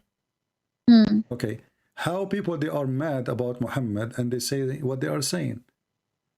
This is after they filter it. This is after. This is the man, the best man they have. So the best man, even obviously, is an idiot man. He don't treat his wife equally. He don't even know how to deal with the women, but he keep want to have more. The verse I just showed you from the Quran, which says, if you don't repent, Allah is his supporter. Okay, hold on. Allah supporter of Muhammad between what? For what? Against two women? What kind of a prophet? The Muslim, they say to us, he can fix the problem of the world, but he could not fix the problem inside his house. And then he need the support of Allah. And not only that, to protect him. From what? Are they killing him? Are they beating him? It's showing us how weak this man is. He do not know what to do. And the threat is, if you don't repent by doing what? Became a chicken for him. Obviously, they are not being a chicken. If you don't repent, Allah will exchange you. But remember, if you repent to God and your heart has inclined or declined, but if you band together against him, you see, I told you party, you see, bond together against him, then Allah is ally. And Jibreel, let me ask you, if Allah is my side, do I need Jibreel? No, I mean, Allah will maybe help through Jibril, but yeah. No. Focus with me. If Allah is God and He is the boss of Jibreel, Of who's course, Jibreel yeah. anyway? If Allah, He says, I am with you, that's Yeah, it. Okay, look what happened. like, Allah is His protector and Jibreel. And every righteous believer. I mean, are we going to go in Third World War? In addition, all the angel. Who's left? All of this to fix the issue with two females? Can't you tell, be honest with me, Aisha, can't you tell that this man is fabricating a verse? I mean, this verse can be, what's if the first Muhammad making a threat to Putin, it makes sense one? then. He have Allah. Actually, even with Putin doesn't make sense, because if Allah, the Bible says, if the Lord is with me, who could be against me? That's it. The Lord is with me. So here we have two women. This He is actually not. he told them that if you want worldly provisions, I can provide you that, and then you can, you're free to go. But My friend, what a provision. Allah And will so are replace you saying to me Allah that will Allah replace. is getting involved over falafel? No, I mean Allah will The wife, she replace want to have those chicken, and women. now Muhammad do not know what to do. So then those women, they said, no, we want to be with you. They decided to be with him. If they were not happy or How they anything, can decide? You know, the guy, he just muted them. He told them Allah said. So now you see this man, this evil man, he used Allah as a toy to silence you. Now, if you oppose Muhammad, if I am existing in the time of Muhammad, and then he said Allah, he said this. Who discussed? Who did discuss? Allah. That said God. So the second he involved Allah, neither their father, neither their female, they dare to say anything, because Allah said it's over. We can't discuss it. And here you see that this is not only stupid, it's an insult, because a message went to Allah that Muhammad, he have a problem with his wives. And look at this. Look, did you read the verse before? Just to show you how stupid the Quran is. The prophet told something in confidence to one of his wives. But when she disclosed it, and Allah made it known to him. Allah made it what? Yeah, known to him, yeah. He communicated part of it. What? And he avoided another part. What? Then he informed her of it. Like, what? She said, who informed you this? He said, the all-knowing, all-informed informed me. Is that a comedy? So he told the wife something. The wife, she told the other person something. And then something go to something, and then Allah informed him that those women, they knew what you told the wife. And he made it, some of it known and some of it not known. What does that mean? And then Allah, he told Muhammad, he told the wife. When you tell a wife, do you think really the wife, she will not tell everybody? I mean, you told the women a secret, you know? And then the wife, she told the other wife. And now Allah is involved with this. The wife, she told the other wife. And look, I mean, look at it. And they say to us, Arabic is amazing in the Quran. This is the most stupid ever.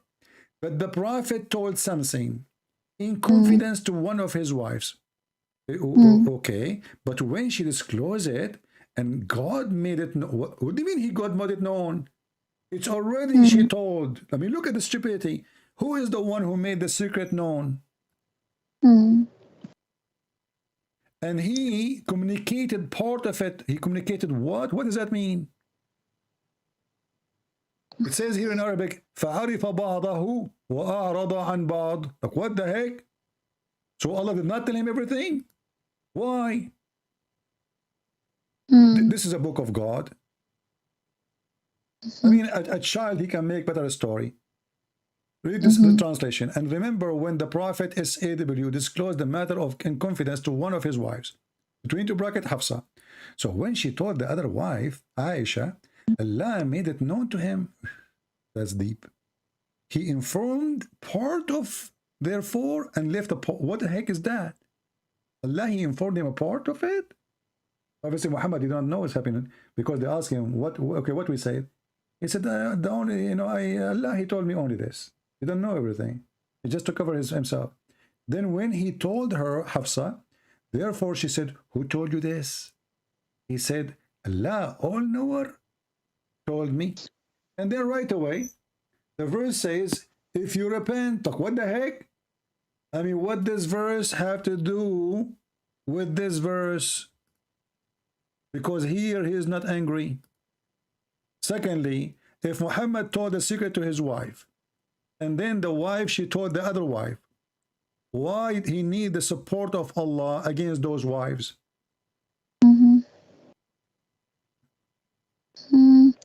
I mean, it's not like you need the support. I think it's just like he was just warning them that if Aisha, you are being funny now. I mean, you are not being honest.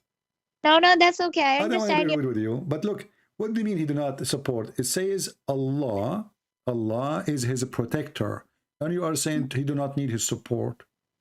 Hmm. I mean, in against those two women, it's not like that. It was just like he was telling them that Allah will replace it. If you wanna leave, then you can leave.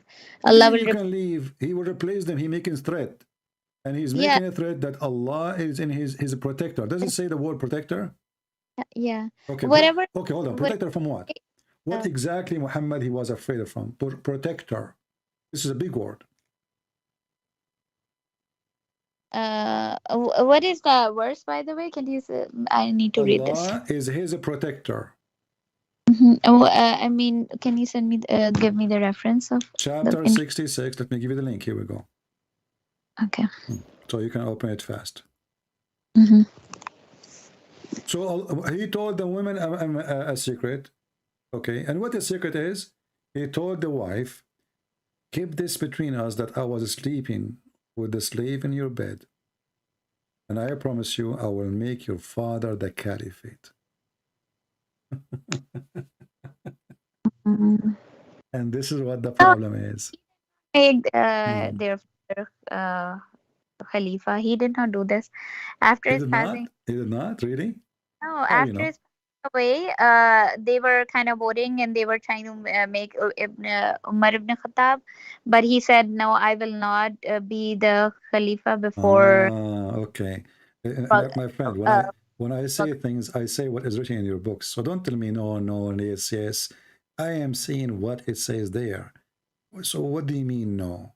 You know, I mean, I find it very funny when a Muslim he tried to fix by duct tape what it no, says. Okay, let me ask you, what is whatever this? I What is it's the my. secret? What is the secret? Mm-hmm, Your prophet he told his wives. It's a secret. Does it say a secret or not? mm-hmm, Okay, yeah. it's a secret. What is the secret? Go ahead.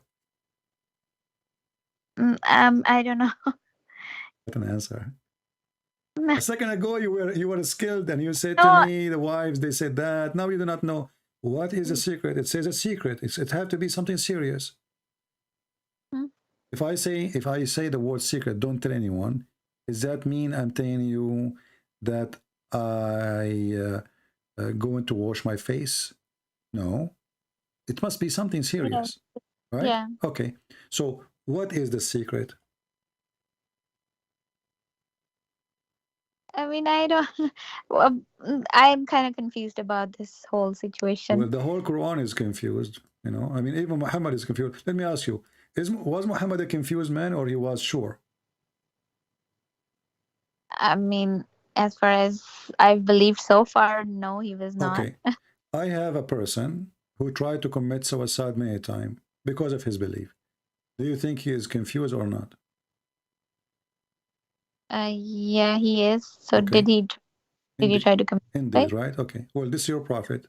This is your prophet. He tried to commit suicide many times, and this is Sahih Bukhari. He go to the Mhm. top of the mountain, and each time he tried to throw himself from the top of the high mountain, Jibreel appeared to him and said to him, Muhammad, should I say it exactly? No. Brother Mhm. Sister, the prophet, each time the inspiration of the Quran stopped coming to him, he go to the top of the mountain, he took off his suit, and he decided to throw himself. At that time, brother Sister, there is no parachute, there is no safe belt, and there is no helicopter. So the prophet, he decided to kill himself. He goes to the top of the mountain, and he want to throw himself in the last second, brother. In the last second. And the Jibreel appeared for him, peace upon him. And he said to him, Prophet, for sure you are a prophet of Allah. You are a messenger of Allah. And then the messenger of Allah, he felt respected, and he felt resurrected, and he go back to home. What the heck? The prophet, Was he the divine inspiration also paused for a while. And the prophet becomes so sad, as we have heard that he intended several times to throw himself from the top of the high mountains, and every time he go to the top of the mountain in order to throw himself down, Jibreel would appear before him and say, O Muhammad, you are indeed Allah's messenger.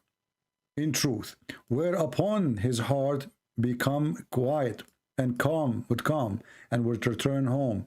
And whenever the period of the coming of inspiration used to become long, he would go and do as before. Do you see it? Mm-hmm. And this is Yeah. Sahih Bukhari, this is authentic. And you are the one I ask you.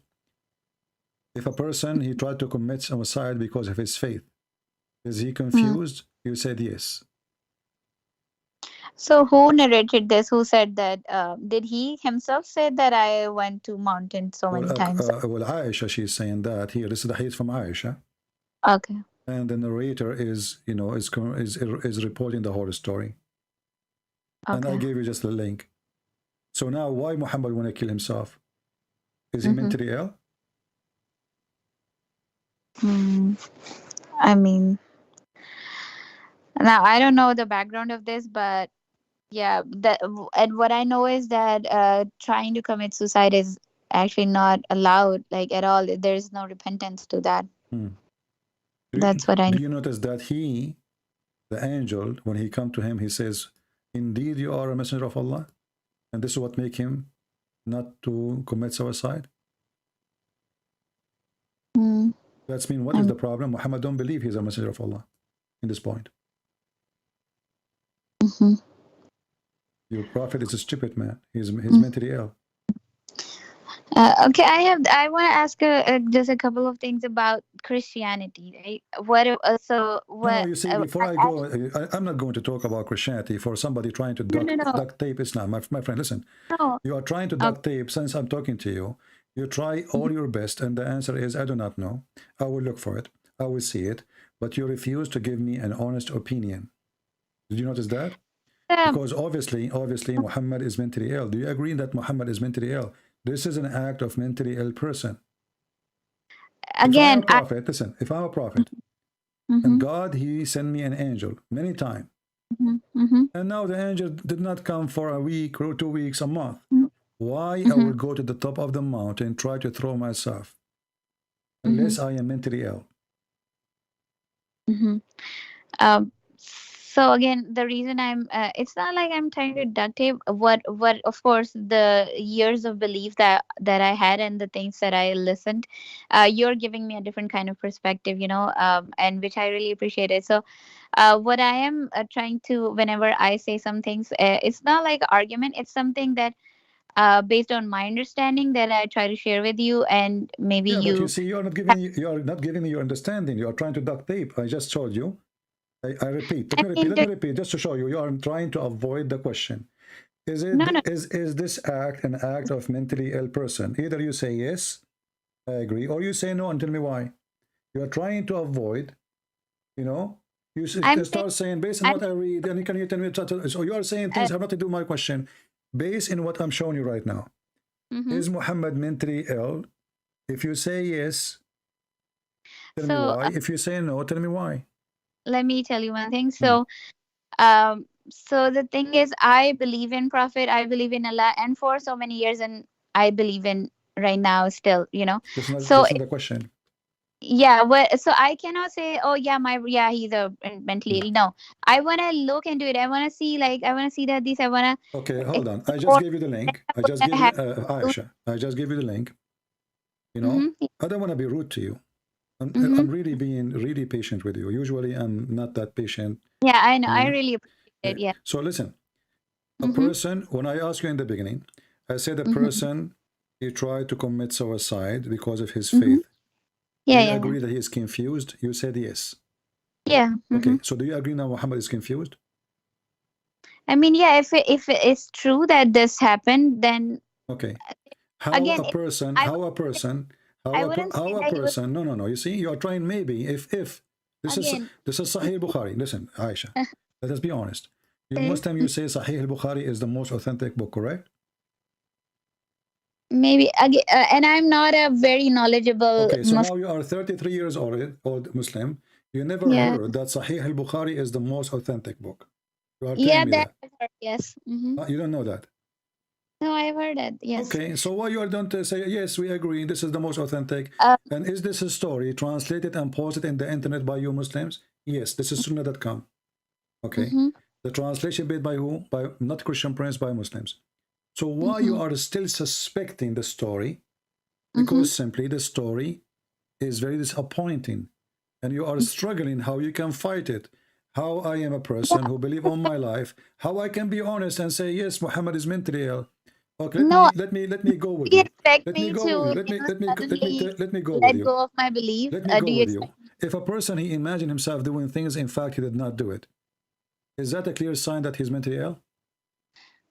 Sorry, say that again, Abba. If I imagine things happening, there's a movie. It's called The Hmm. Perfect Host. I don't know if you saw it. No, I've not. Search it and you will love it. It's about your prophet, by the way. Okay. It's a person who writes letters to himself, and he invite people to come to his house, but there's no people coming. He put dishes, he talk to them, he speak to them, even he have sex with them. Okay, but there's nobody there. That's Muhammad.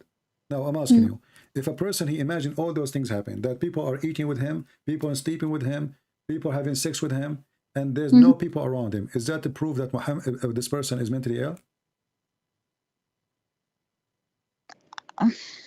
I'm sorry, I could not understand this. Okay, if I'm a person who think I'm having sex with women, but I never did, is that a clear sign of mental illness? I imagine it happening. I think it's real, but it's not.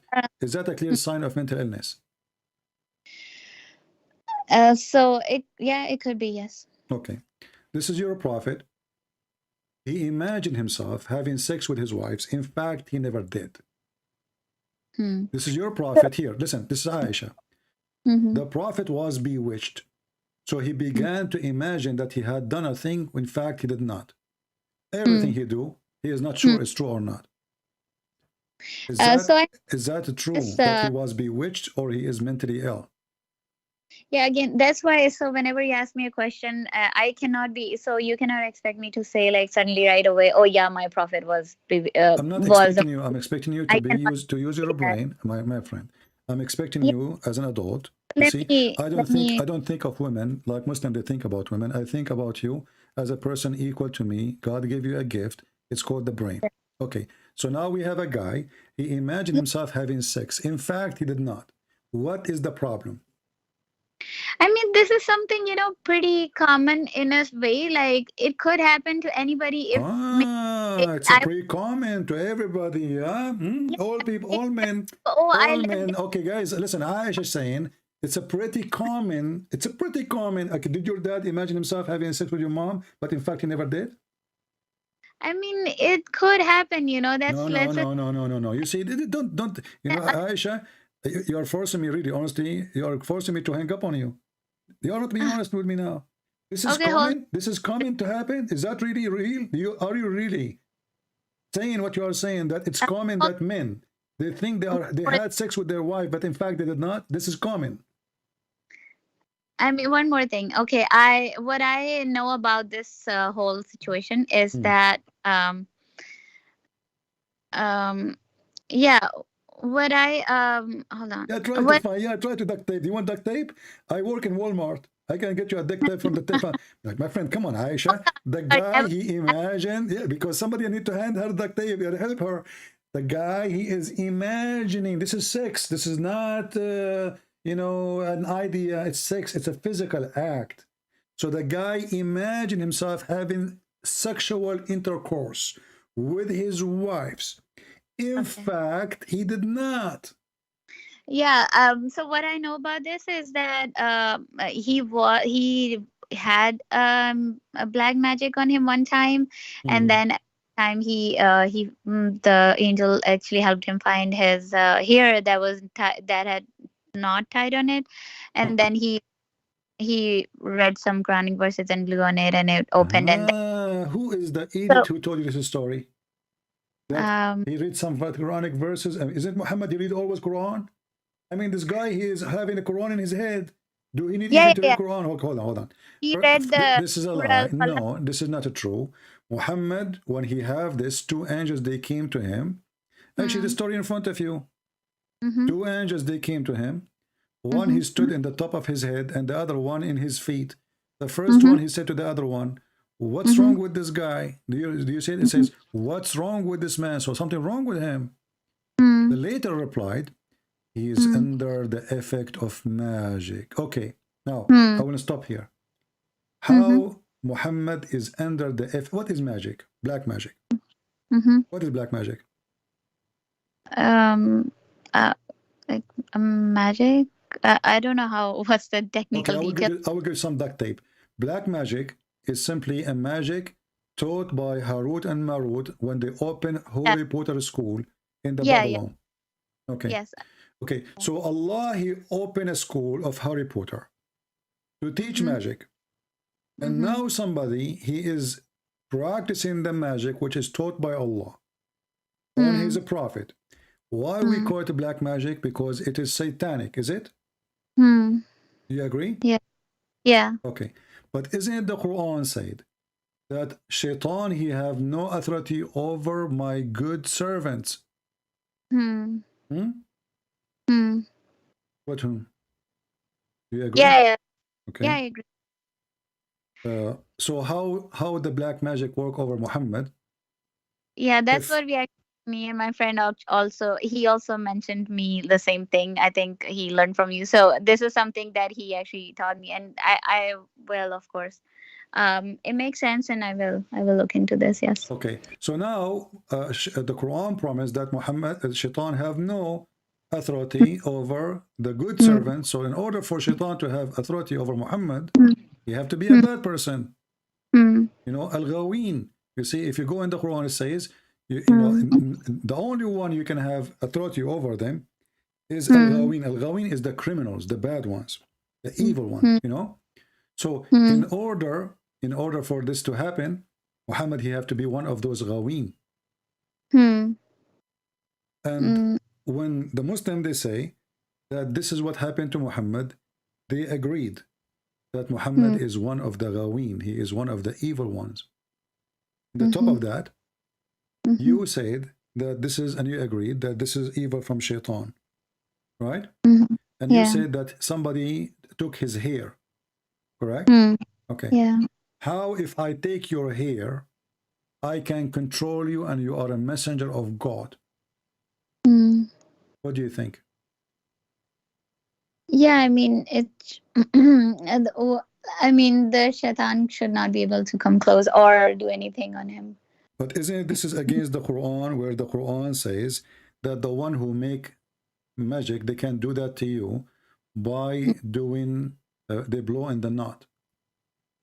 Is it true? Yeah, that's what they say. Yeah. Okay. How they do magic over Muhammad? By using his hair. If they bring a rope, and then they make knots, and then they blow on the knot. This is what the Quran teach. How that become the hair?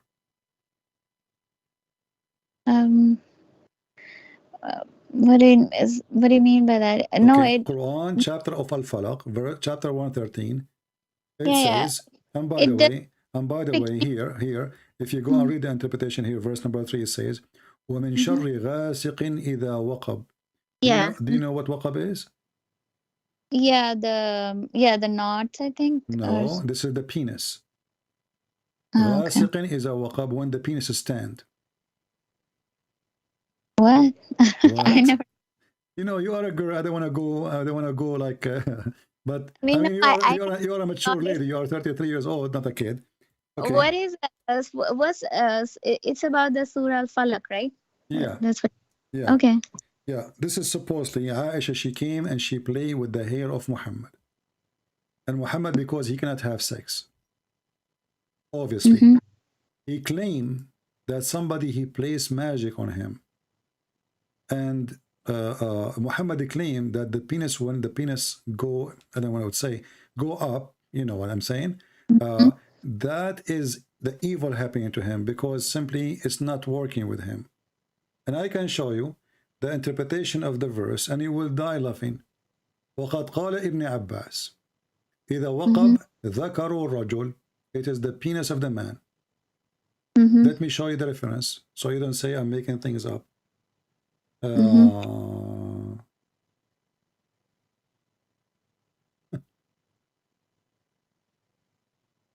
Here we go. There's many tafsir, but this is المحرر الوجيز في تفسير الكتاب العزيز.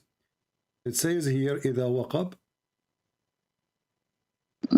Where did you ذكر send? الرجل, the penis of the man. So okay, so when the sun set, the penis go in action, and Muhammad, because now he don't have ability to have sex with this young female Aisha, she is horny, and he cannot satisfy her needs. Muhammad, he claimed that now this is evil happened to him, and his penis is not working. Let me use the English translation.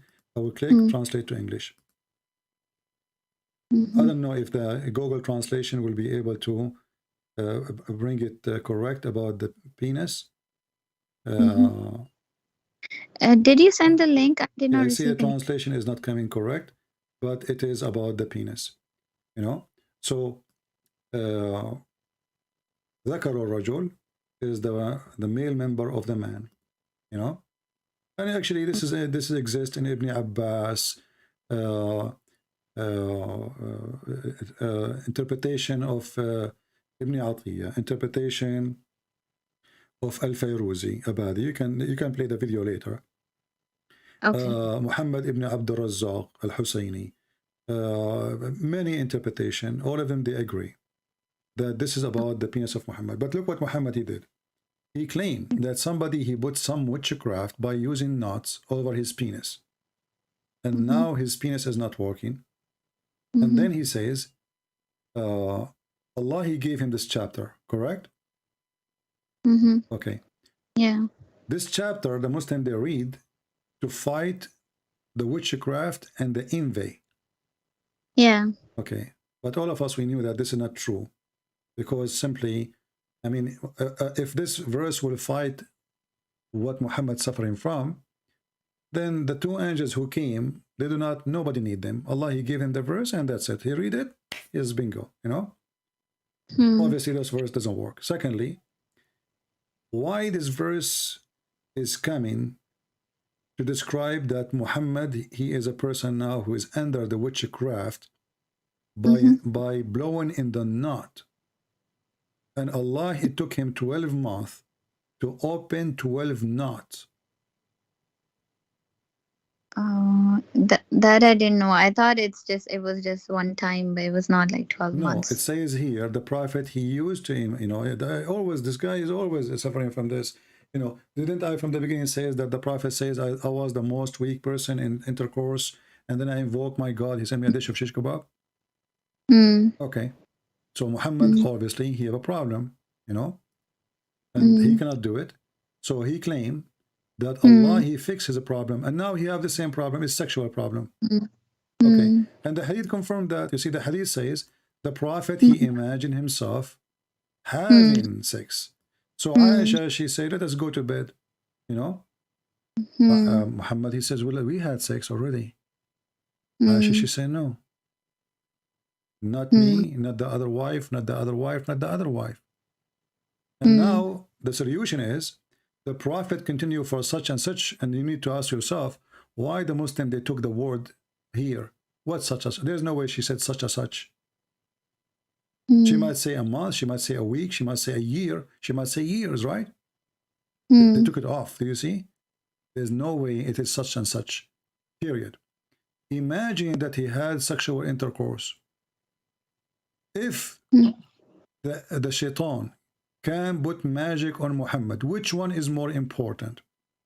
To control the inspiration of Muhammad or his penis?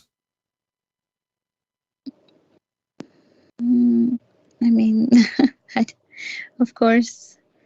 I mean, what the penis have to do with this? I mean, why somebody he make a magic and now he controlled the penis? Imagine I have control now over President Trump. He was a president. And I decide, in order to control the most powerful man in this earth today, I decide to control his penis only. He go to the bedroom, the penis is not working. If I can control all of him, that's what black magic is.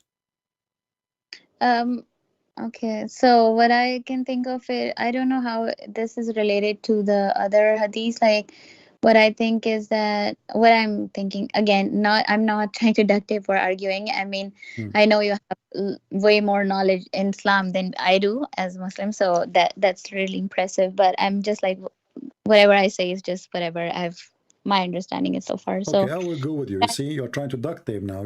no, no, Walmart, duct tape. Walmart.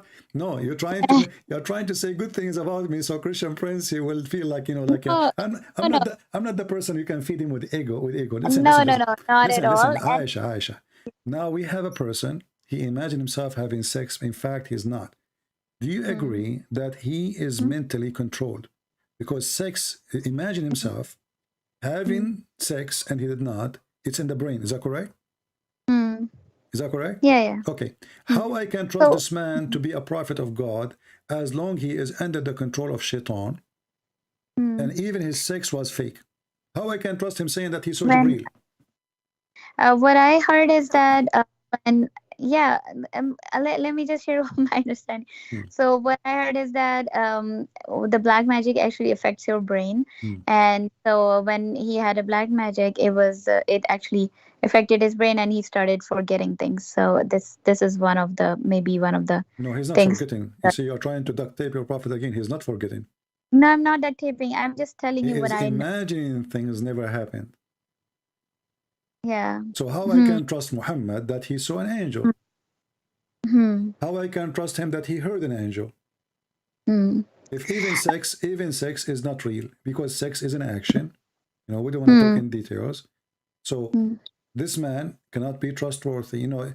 I was in the army. When I was released, there's many people, they are released with me. Before, when you go, you have to go and do your paper. So there's a guy, he was Hmm.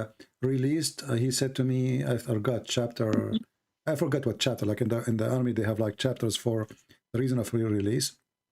Hmm. So I asked him, what is that? He said, I hear voices. Hmm. So they kick me out, because they cannot trust him because he might Hmm. shoot.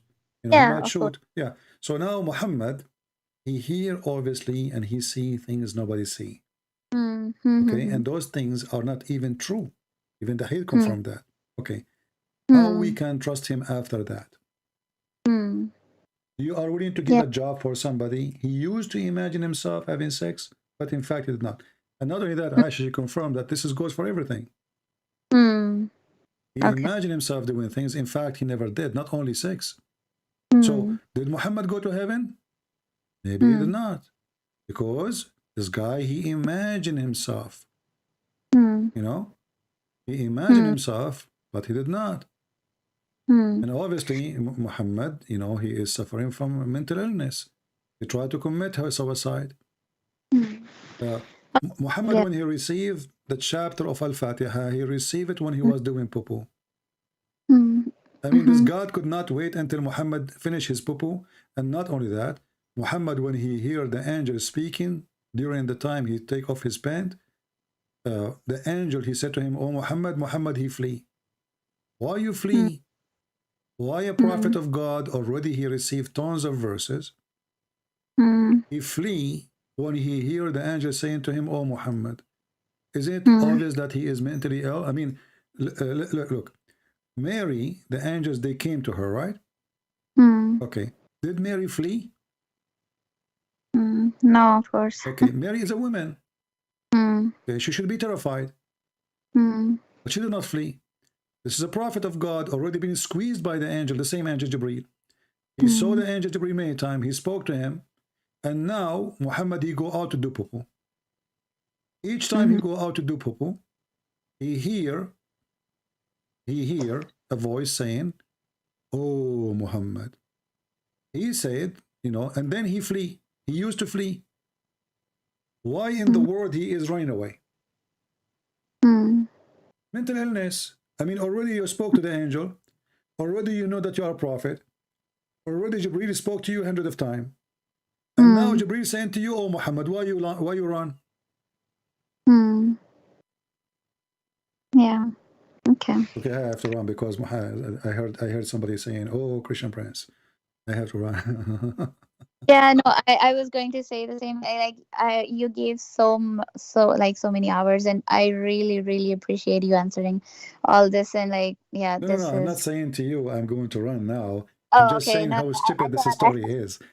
you wanna go. But No, I I'm could, still like, I did beat all my wives, and nobody can open his mouth. Don't worry, you know. Like okay. there's one of them, she trying to open her mouth. Shut up, okay? No, no. Allah, he gave me, Allah made me excel over you. Okay, yeah, So can you just answer me just two more questions I have, and then I sure. mean I'm so sure. Do you want the answer with duct tape or without duct tape? No, it's about not about Islam. It's just I one know, thing I want. but now after speaking to you for 2 hours, I learned a lot about duct taping. Of course, I have been Muslim for many years, and based on my beliefs, and I cannot be like quickly, okay, yeah, you're right, and that's it. I No, have no, it's not to. about quickly. It's It, not it, about it, slow, Aisha. It's not about quickly or slow. It's about, Mhm, I'm speaking to you in a logical way, and I'm showing you mhm, your books, not my books. mhm. It's Yeah, very yeah, simple. I mean, if you that's true. imagine if Jesus is doing those things, Mm-hmm. why in the world I want to believe in him? Hmm. If Jesus, he imagined himself doing things he never did. If Hmm. Jesus, he have a problem, I mean, everything about him is wrong. I mean, how come Jesus, Hmm. people, they touch him, they get healed? Muhammad, Hmm. everything in him is wrong. His brain is Hmm. not functioning, his penis is not functioning, his Hmm. testicle is not functioning, even he leak. I mean, what's wrong with this man? If there is Hmm. something right about him, Hmm. and you said that your prophet he went to heaven. Did he go to heaven or he go to Ethiopia? Hmm. Where? Yeah, because Where? he said when he went Okay. to heaven, Yeah. he saw the Nile River and Euphrates River coming from under the tree of Allah. So if we ask you where is the heaven of Islam, you will say in the seventh heaven in the sky, correct? Yeah. Okay. How he saw the Nile River there and the Euphrates River? Okay. Again, I wouldn't be able to answer this because I never heard about No, I this. will tell you, the guy is imagining, obviously, he's mental. Mm. I mean, come Mm. on, the Nile is there and the river is there. Mm. This guy, he heard from the Jews in the Old Testament that it Mm. says that the river of Euphrates and Nile, they are from the Mm. heaven, but the Mm. heaven of Adam is in the earth, not in the Mm. sky. This Mm. guy, he took what the Jews, he said, he come with the story. He went to seven heaven, he saw the Nile and Mm. Euphrates there. Mm. But Mm. this is how this is me and Mm. Muhammad. He went to Turkey and he went to Ethiopia. He did not go to sky. Mm. Mm. And when he went to sky, he found Moses. He Mm. found Adam. What they are doing there? I thought he is the first one to be resurrected in the day of judgment. Mm. Um, can I ask what's the concept of like sins and forgiveness in Christianity? I Like will answer is you with one powerful word: okay. love. Mm-hmm. For God, He loved the world. He sent Mm-hmm. His only begotten Son. To do what? To forgive your sin. Mm-hmm. So Jesus is actually like the actual Son of God. That's what There's no actual son, there's no adopted son, there's son. The Son of God, God, He present Himself to us, or He informed us about Himself, that God is a three and one in the same time. So God in the flesh is the Son. So God Mm-hmm. humbled Himself, He come to us in the flesh of a man. Mm. God as a spirit is the Holy Spirit. God is the Mm. Father in heaven. This is the Father. When we say the Father, we are Mm-hmm. speaking, we know the second you say my Father, I understand that you have somebody have authority, correct? Mm-hmm. Mm-hmm. That's why you call him Father. It's a statement of a lot of respect, Mm. right? Yeah. Okay. So the Father, they represent that everything we have, Mm. everything we saw, everything we Mm. got is coming from the Father. When the Son, Mm. he says, my Father, He sent me. Mm. At the same time, He says, I do work and my Father work. So Mm. you glorify me and I glorify you. So the Father glorified the Son and the Son glorified the Father, because simply me and the Son and me and the Father is one. So when we speak about the oneness of God in Christianity, we don't talk Mm-hmm. about one as a number. Mm. We talk about God as a Mm-hmm. person. Mm. Even the word person in English is not really good, but my English Mm. is limited, so I Mm. apologize for that. So God the Father, God the Son, God the Holy Spirit is one God. It's not a three God. Okay, But it's the one thing. the same as when Mm-hmm. we say, Mm-hmm. just to give you an example, but this is not what God is. As an Mm. example, if I say to you ice, and then I say to you water, and then I say to you steam. Still, I'm talking about the same thing. Ice is something solid. Steam is something flying in the air. And so basically forms, right? Sorry? But it's the three forms, but the same God. Like he actually. It is one God. It's one God in three Form. a person. Yeah. And if you say how it can be, I say why not? If God is Almighty. Yeah. No, I don't question that. That's fine. And so about the making sin, and so for example in Islam it says that if we believe that Jesus is God, then we are making a shirk and we will not be forgiven.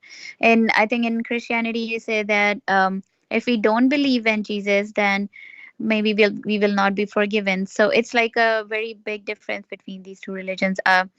Like as a Muslim, I think many do believe in Jesus and Bible and all the prophets and books, but this is like a main difference. So I wanna First of all, Aja, do you remember when I showed you that Muhammad said, if you say Alhamdulillah 100 times, your sin is forgiven.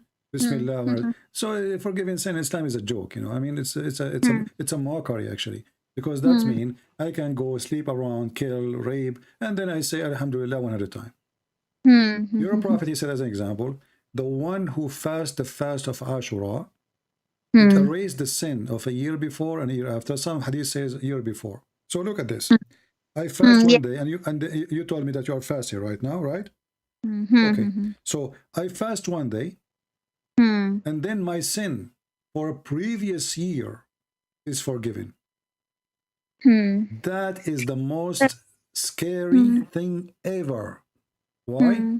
Because I am encouraging people now to sin, and I'm telling them that, oh, what you need to do, just fast this day. So what is the gain now? The gain is I made you fast this day, but I did not make you stop doing sin. I encourage you actually not to do more sin, because what I need to do, Ashura will come, and I fast Ashura, and then all my sin is gone. So how is sin forgiven in Christianity? And how is it? When Jesus, he said, not everyone says to me, Lord, Lord, will enter the kingdom of my Father, but the one who do his will, which means there's many, they will say to me, God, God, we worship you, Jesus, you are our Savior, but you don't go to heaven, because simply you say something, you do something else. So not everyone who says so, but the one who do so. That's why Jesus says, from their fruits you shall know them. So the Messiah, it's not enough to say I'm a believer, to say Shahada, or to repeat, or to say fast one day. All those things anybody, hypocrite, can do them. The way to heaven is not even making donation, as Muhammad, he says to the women, most of you will go to hell, give it charity, you know. So if you give it charity now, you go to heaven. But the women, suppose they are bad, just to give you their bracelet, they will go to heaven. This is bribe. In Christianity, you can't bribe God. You cannot fool God. And repeating words will not make you go and be a follower of God. It is your faith, and true act. Both together will save you. If a person does not believe that Jesus is God, then he will not be entering. Jesus, he made it so clear. I am the way. I am the truth. I am the resurrection. I am the life. And there is no way to the Father except by me. So there is no other way. And this is, you make a choice. You might say, but this is not fair. But why not fair? He told you. You heard of him. So if you don't want to accept, this is your choice. If somebody come to your door, says, hey, there's a ticket to go to heaven, you know, believe in Jesus, do what he say, and you say, no, thank you, bye-bye, I want to follow Muhammad. So no, like the Muslims do when they actually believe in Jesus, but as a prophet, they believe whatever he said was right and everything, but Muslim just does not believe that he's son of God. You see, first of all, if you believe in Jesus as a prophet, and then you fail to give us one prophecy of Jesus, that is the most funny thing is ever. Muhammad, he mentioned that Jesus made one prophecy, that there's a prophet will come after me, his name is Ahmad. This is what Jesus came for, just to say there's a prophet after me, his name is Ahmad. And then we ask ourselves, is the name of Muhammad is Ahmad or Muhammad? Obviously Muhammad. He's trying to hijack the name of God, because the praised one is God, not a man. When the Muslim, they call Muhammad Muhammad, they are worshipping Muhammad. Or the second you say Muhammad mean the praised one, then the question, who is number two to praise? You know? And who is the one who praised Muhammad? Allah or the Muslims? I mean, it says that Allah praised him too. Exactly. Actually, not only praised, it says yusalli alayhi. So if So, Muhammad is praised by God, and Muhammad is not the son of God, so why God praising Muhammad? Muhammad is just a man. It should be the opposite. It should be the man praising God, not the God praising the man. Isn't Muhammad is a sinner? And the Quran says, may Allah forgive your sin. So how I'm going to praise someone he's a sinner? Same time, Jesus never commits sin. Same time, even in your cult, Jesus is in heaven right now. Which one is higher? The one who is dead in the ground, or the one is living in heaven? Where is the house of Jesus now? Yeah, in the heaven, right? Do you know what Jesus said to the Jews? He said to them, I am from above, you are from below. What do you think about this statement when Jesus says, I am from above? I mean, look how challenging it is. Let us say a person, he called me, and he said to me, Christian Prince, I am from above, you are from below. This is making a big challenge, because I can get him busted easy. I can show him he's a sinner. I can show him he is no one. What above? Jesus said that to the Jews, and those are very, very conservative Jews. They could not answer him. They could on not that, refute him.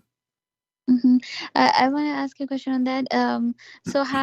So when you're quoting this, that Jesus said that to the, is this what people narrated, and in the Bible, Yeah, you know, you it's see, we have the four Gospels.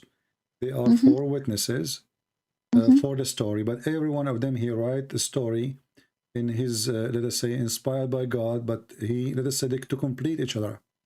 Because if you repeat the same story word by word, there's no need to write the second book, third book, fourth book. You know what I mean? So like, imagine Christian Prince, he published Deception of Allah, number 1. Deception of Allah, number 2, number 3, number 4. But then people, they look, they find that every word there is the same. So why you say it number 1, value number 1, value number 2, if the same? So the book of John is witnessing to a group of people. He, you know, when he speak, like when a person he speak to the Greek, he speak in their culture, speak in their language. So every book is to present the faith to a generation or to a nation, and it's all witnessing for one story. So when Jesus says, I am, he said to them, you are from beneath, I am from above. You are of this world, I am not of this world. How clear it is. And how we can prove that Jesus is saying the truth? Well, Jesus, he never commits sin. Even in the time of Jesus, even when they took him to the crucifixion, what is the sin? What he did? They could not find anything. It's very easy to find a person committing sin. You know, if you watch me for one day, maybe a few hours, you will say, hey, Christian Prince, look what you did. You did this sin, and you did this sin, and this sin. All of us, we commit sin. We commit sin in our mind. We commit sin in our tongue. We commit sin in our act. We commit sin. So Jesus, who lived between them, he challenged him to show him that he commits sin. They fail. So when he say, I am from above, he is saying, I'm God. You are from beneath. And where is Jesus now? Because he is from above, he go back where he belong. Human go from dust to dust, from dirt to dirt. God, he go where he belong. He is from above, he go above. Human being, he is not. He don't go except to the grave. So we have a million reasons to believe that Jesus is God, for he said so, for he acts so, he is holy, he speak good, he do good, he never commits sin, and he is almighty, powerful. When someone, you know, it's easy to say, I forgive your sin, but it's not for a man to say, carry your bed and walk. It's not for a man to say, I can tell you what you are hiding in your head. It's not for a man to say, your sin is forgiven, and today you will be with me in the kingdom of God, unless of my Father, unless he is, because the promise is big. And then after that, you will see that Jesus, imagine, Aisha, today I can bring people to death. Okay, how many kings they will kiss my shoes every day? Can you imagine how powerful I will be? I can bring people from death. You know, Jesus never get paid. Jesus never went with women. Jesus never collect money. Jesus never build a palace. Jesus never own a horse. Jesus, he washed the feet of his followers. Imagine those people, they worship him. He washed their feet. So what the gain of Jesus? Zero in this earth. He was spat at people, they make fun of him, people they laugh at him, and they killed him. And still, even in the cross, you see, he told us to forgive, right? Talk is cheap. Forgive them. Jesus said, if somebody hit you on your right cheek, give him the other one. If they ask you one step, walk 1,000. You know, he said to them, when you pray, pray like this, say, our Father out of heaven. And he said, forgive to us the same as we forgive to others. So if Jesus was not, he is truthful, when he was on the cross and people putting nails in his hands and his feet, shouldn't Jesus now be cursing them? Can you imagine the pain? Do you know what Jesus said on the cross? He said, forgive them, Father, they do not know what they are doing. Why somebody in the cross? He is asking the Father, forgive them, Father. Because obviously he forgive them. But So he's asking the Father to forgive I the would, Jews. why did he have to? Because it was one entity. Like, why did he had to ask the Father for forgiveness? Why Because couldn't he forgive? Because he was. first of all, we need to understand Christianity, the Son and the Father is always in total agreement. So when he say, forgive them, Father, for simply he is now, he will go through death, and this is what he promised. So the one who will be in charge in this earth and heaven is the Father, you know. So forgive them, Father, so the Father will not say justice against their crime, you know. And then he was resurrected in the third day. And resurrection mean the soul and the body, they are reunited together. Yeah. But here when he asked him, he is not asking because they are not in agreement, or because obviously, you know, Jesus, he said many times, he have the power over the flesh. But because the act was horrible, you know, and God the Father, he might demolish them, you know. And Jesus wanted to show the Jews, and he wanted to show his disciple, be like me, forgive them, Father. So the Christian, after that, they will not go and say, hey, let us kill the Jews, you know, revenge for killing Jesus. Especially the Jews, they were shouting, saying, his blood in us, on our children's after us. They were shouting that. So I believe that Jesus, when he said that, he was trying to protect them from their stupidity. Because many after that, from the Christians, they might seek revenge for killing Jesus. But when Jesus forgive them, me as a Christian, what I can say? If Jesus on the cross says, forgive them, Father, who am I to say they are not forgiven? You know? I cannot go against the will of my... So even when he is on the cross, he is thinking of them. He's worried about them. This is how much love he have. This is why when I said to me, what's the concept of God of forgiving sin? I said to you, love. You know? Yeah. If he don't have love, he don't forgive.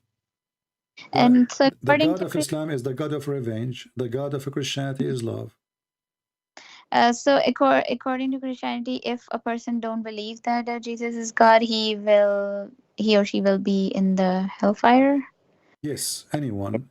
And not only Okay. that, even if you believe in Jesus, even if you believe in Jesus and your faith is fake, which means you are a person who you want Jesus to be God as a spare, you know, like when I die, before I die, I say I'm you know, you cannot fool God. Either you believe in him or you don't. Okay. And there is no fasting day, as Muhammad said, will erase your sin. And there is no touching the black stone will erase your sin. Forgiving is going to be given for those who deserve it. And number one step to be forgiven, as the Lord, he says, forgive to us the same as we forgive to others. So if we don't forgive, let us say Aisha, she did harm to me. If I cannot forgive Aisha, well, I did harm to God too. Because every sin we do is against God. So why I'm asking God to forgive me if me, myself, I'm not willing to forgive somebody else who hurt me? So forgiveness in Christianity is a condition of those people who forgive, which means they have love. Because of love, you forgive, not because of hatred. In the Quran, it says the Quran, that Allah yashfi quluba suduri mu'minin. Allah, he will heal the chest of the hatred of the Muslims. In Christianity, no. In Christianity, the Messiah, he is asking the Father to forgive them, and he forgave the one who is next to him in the cross. He said to him, today you will be with me in heaven.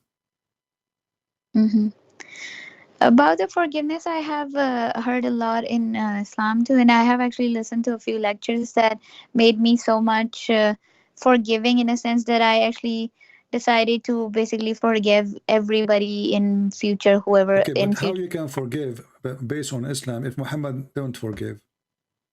Yeah, he did, because Where? there are many people who Where? actually Where? try to throw things on him, That's and false. He killed them all. yeah. He attacked the people of At-Taif, and he attacked the people of Quraysh, and he killed most of them.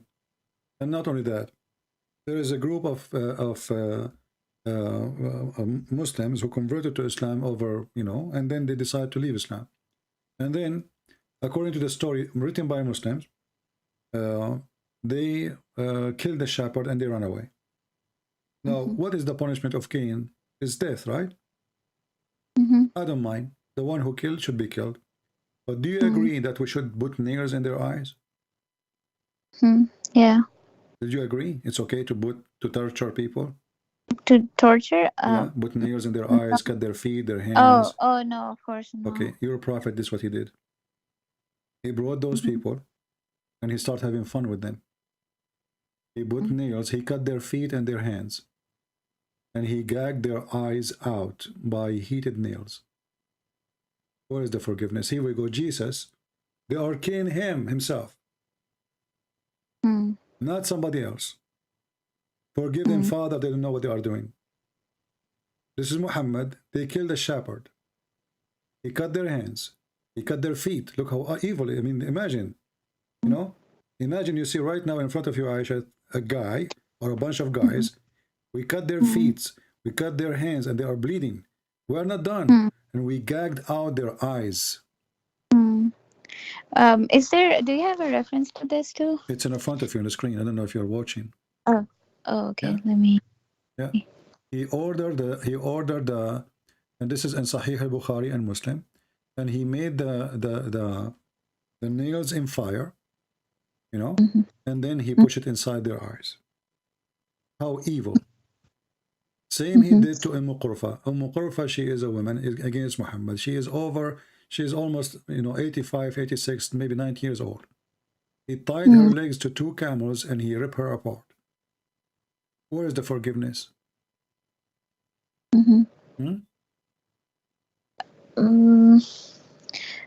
Yeah, I mean, I have heard some stories of forgiveness too, but yeah, I've never saw these, but yeah, thanks for giving me the references. When Muhammad, he entered Quraysh, but remember, the Muslims, they say he forgave the people of Quraysh, but after what? After he became a superior and he killed them, right? And then, still those are his people. And without them, he is nobody. So he did not really forgive as much he is forcing them to convert to Islam. When the brother of Uthman, he did expose Muhammad lies about the Quran. I don't know if you know the story, is Abdullah ibn Sarh. No, I don't know about that. Abdullah ibn Sarh, do you remember the story in the Quran where the Quran says Allah the best of the creators? I mean, yeah, I know about this, yeah, this verse, but I don't know about the story. All right. Muhammad, he have an scribe, because Muslims they say he don't know how to write, how to read, but I believe not because of that. I believe because he's acting, worthy, he can hire people to do Mm-hmm. a scribe for him, right? So he Mm-hmm. was asking the scribe to write. An inspiration came from Allah, Mm-hmm. and he said he made the clot, he made the nutfa into a clot, congealed the blood, which is stupid, and then we made the clot into lump, etc. Blah blah blah blah. And then he said he stopped. Mm-hmm. Then the guy, his name is Abdullah ibn Surah. He said, Mm-hmm. فَتَبَارَكَ اللَّهُ أَحْسَنُ الْخَالِقِينَ. Blessed be Allah, the best of the creators. Mm-hmm. Muhammad, he said to him, he heard him, he said, write it there. The guy, he said, write what? He said, write what you just said. He said, but I am the one who said that. Mm-hmm. He said, well, it came to me the same as it came to you. And right away, the man discovered that Muhammad is a fraud, because he is the one who said the sentence. Mm-hmm. Muhammad, he copied what he said, and he said to him, write it there. I said, well, what do you mean, write? I'm the one who said it. Mm-hmm. So he left Islam, and this is the brother of Uthman ibn Affan. Muhammad, Okay. he ordered his death. And by the way, this is in your books. This is what makes it more funny. You see all those references? It's in your books. Mm-hmm. And this is after filtration. Imagine after the Muslim, they clean all the garbage they have about Muhammad. After all the filtration, those stories are in your book. So he ordered to kill him, even if he held his hands over the curtain of the Kaaba. All what the guy did, he left Islam. And all what the guy did, he said, well, you know what? Muhammad, he copied from me a verse. It was given to me. He said to himself, if Muhammad is a prophet for receiving Quran, will I receive Quran too? And he decided to leave Islam. So, and not only that, by the way, Muhammad, when he did that, he gave us a favor. Look what he did. When the man, he says, blessed be Allah, the best of the creators, showing his wonder. And Muhammad, he copied it and he put it there. Do you see the mistake there? Yeah. What is the mistake? I don't know. Creators. He said the best of the creators. Yeah. Okay, that person is not he's not a prophet. He's just a normal person. Maybe he still have some pagan belief that there's creators. So when he said that, how Muhammad he accept to say, as he said, the best of the creators? Because that means there's many creators. The Muslim, they try to fix it. They say, oh, the one who made a bicycle. What bicycle, my friend? Creator is not a bicycle maker. Creation, we are talking about creating the baby. Creation is the one who gives life, who creates something out of nothing, nothing else. Otherwise, nobody else. There's only one creator. So when he say he is the best of the creators, is Muhammad lying, or he is saying the truth? Oh, okay. I get your point, yes. Because this is a lie. And in the top of that, when Muhammad, he copied this story, and this man, he left Islam for saying such a thing, and Muhammad, he put it in the Quran, and the Muslim, they knew what this guy, he said. Why none of the Muslims says to Muhammad, what do you mean he is the best of the creators? You know what I mean? Like if I am a prophet now, and I have 1,000 people listening to me, and I say he is the best of the creators, shouldn't you ask me, what do you mean, prophet? Even let's say you respect me. You don't need to make it fun. But what do you mean? Muhammad, he said things he don't know how to explain. No? Because that doesn't make sense. And if there's only one creator, that means the sentence is a lie. If I say to you, I was the best son for my mother, and later you find out that I am the only son, isn't it true I'm lying then? Because I made you believe by saying I'm the best son, I made you believe that there's other sons, correct? Yeah. I mean, so again, I'm not trying to deductive. I'm just what my understanding was on this is that um, it's like people or everybody, like, yeah, even humankind, like they create things and we like scientifically we create machinery, artificial intelligence, whatever, but he, whatever he created, like us human being, we are so complex in the universe and everything. So whatever God creates is like he's the best of the creators. Oh, hey, this is very But interesting. Okay, let me, you know, I use a language. Sometimes I say, let me get you busted. So I'm not being rude with you. Let me get you busted. The Quran give definition. Who is the one who can be called the creator? Is the one, yeah, at least he can yeah, create a fly. Listen, no, listen, listen. that's true. I agree with you on that. I mean, there Okay, should be no so comparison. your answer is a duct tape again, because when the Quran says that the one who should be worshipped is the one, at least he can create a fly. This is what a creator mean. A one he can create a fly, Yeah. at least, not somebody make a bicycle. Yeah, I agree. I mean, you're saying there's no comparison between the actual, like, real creator and we. Not only Who, that, the Quran give definition. What is the create mean? The one hmm, who at least can create a fly. If the one you worship, read it. This is chapter 22, verse 73. okay. If the one who cannot, if the one you Hmm. worship, he cannot even create a fly, well, he is not God. So create here is the one who is the create for a fly or a living being. So when he say he is the best of the creator, he is saying he is the best of anyone who creates. Otherwise, we cannot compare, because if I say Allah is the best of the creators, and I'm calling the one who make a bicycle a creator, that is a stupid statement, because simply nobody is called the creator by making a chair. You know, that does not make you creator, you know? Yeah. And we are talking Yes. about religion, remember. So there is a creative ideas and there is a creation. Yeah, we are the creations. Yes. Okay, so when the Quran made the rule, the Quran should obey by the rule. And when Allah he says he is the best of the creators, that's mean there's other creator. Actually, in different verse, the Quran says, you know, you forsake, you pray or you seek the other gods like Baal, and you forsake the best of the creators. So Allah he compared himself even to Baal. You know who's Baal, right? Now what's compare himself to what? Chapter 37, verse 125. Okay. It says, will you cry into Baal and forsake the best of the creators? But Baal is God for the pagan, correct? And he is the Okay. God of fertility. Okay. Okay, so when Allah he compare himself as the best of the creator, he admitted that Baal is a creator too.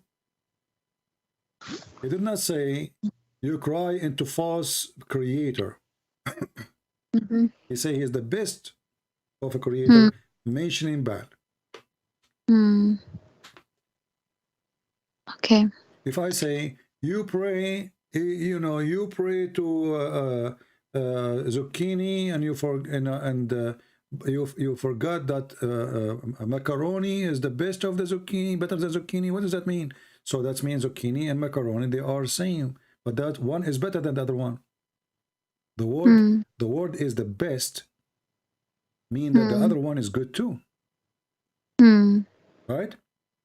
Yeah. Best mean that Baal is good, Allah is good, but Allah is better. Okay. So again, it's a stupid thing. And the story, by the way, or those things, you can find them in the interpretation of the Quran. Okay. Even Yeah. maybe I can find in the hadith in English. Let me see if I can find it. Give me a second. Okay. Here we go. Okay. This is Abdullah ibn Sarah, used to write the revelation for the Prophet of Allah. And then Shaitan, he made him slip. Who made him slip? Shaitan. So he decided to leave Islam.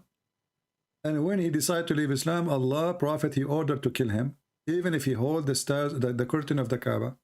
But then Uthman, he protected him, and he forbid Muhammad from killing him. Right? So this is how many hadith about him. So those are hadith about Abdullah ibn Sarah, who was the scribe. Who you think is the most person close he can witness to a prophet is the one who was writing for him. What do you think? Right? So why this guy he will why his guy he will make things up, and why Muhammad decide to kill him? Let us say this guy he lied. Can't Allah prove that Muhammad is saying the truth by killing him himself? The guy he woke up in the morning, they find him like hang on the air as a miracle.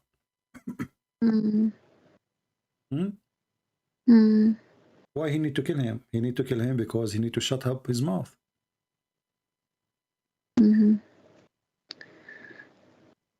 Okay. Yeah. Okay, well, okay, it's been, yeah, I mean, it's been almost 4 hours. And actually, Muhammad, you know, he tried to use Quran or to make Quran to fight those who expose him. As an example, he made a verse in the Quran says, وَمَنْ كَفَرَ بِاللَّهِ بَعْدَ إِيمَانِهِ. But the question is, why a person who was a believer, he became a kafir again? Why? Unless he saw something wrong. The verse, chapter 16, verse number 106, it says, whoever disbelieves in Allah after his belief, except the one who Allah, somebody forced them to leave, what will happen? Allah will curse them and they will have a great punishment from Allah. Read what is the behind this verse. You will laugh. I heard this verse where it says that that people go the kuffar kind of just to pretend accept Islam and then go back to their people and then say, this is the guy, this is the brother of Uthman. Yeah, I understand, but there's this that they go back. Hold on, listen. You see, the stupidity is that the Muhammadan, they say, do you know that the Prophet, he have a chapter about Abu Lahab? And they say this is a miracle. Why? Because Abu Lahab never converted to Islam. Okay. But this verse is about the same guy, which is the one who gave Muhammad the verses. And later, this guy became a Muslim again. Because he had no choice. Either he die, Muhammad, he took over Mecca. He went to his brother Uthman ibn Affan. Uthman, he told Muhammad that he will become a Muslim. That's it, leave him. He became a Muslim, and later they became him. They made him a ruler. So how a person is a liar, he fabricates things is not true, and suddenly just because he convert to Islam again, he's okay. No? Yeah. Oh, okay. His brother, you're talking about his brother, Uthman, right? he's a brother. Yeah. Yeah, Uthman ibn Affan, the caliphate. Yeah. Not only that, actually, you know, I don't know if you know that your prophet, he have a name. They call him Abi Kabsha. I did not know that. Yeah, this is a funny insult, you know, Abu Kabsha. Maybe we should make a video about it. He mentioned how Muhammad, he can be, Abu Kabsha can be a prophet. Let me see if I can find. Okay. Yeah, they ask him. Here we go. This is Tafsir Abi Hatim al-Razi, volume number 4, page number 1346. They said to him, the people of Quraysh, hey, Abdullah ibn Sarh, how you did wrote the Quran to Abi Kabsha? He said, I used to write as I wish. And then Allah, he sent a verse saying, look at this. And Allah, he sent this verse. Man azlama mimman iftara ala Allahi kadiban. Let me show you the verse, and so you will laugh with me. Who is more unjust than the one who you know, fabricate lies against Allah? Read with me and see how stupid Islam is. This is about the same person. Chapter 6. This is telling you how Muhammad, how much trouble he went through because of this. So now Muhammad trying to make verses to refute the man. He says, And who can be more unjust than the one who invent lies against Allah? Or he say, I receive inspiration, whereas he is not inspired in anything. Do you see it? Okay. So the guy, he said, I receive inspiration like Muhammad. The Muslim, they confirm the story that he said that before Muhammad. So how he did not receive inspiration? And why Allah told the sentence to this man before Muhammad? And you know, when you see here, let me show you I use Google Translation. He said, I used to write as I wish. As I wish. He's a scribe. I used to write as I wish. Read really carefully here. He said, where is the part?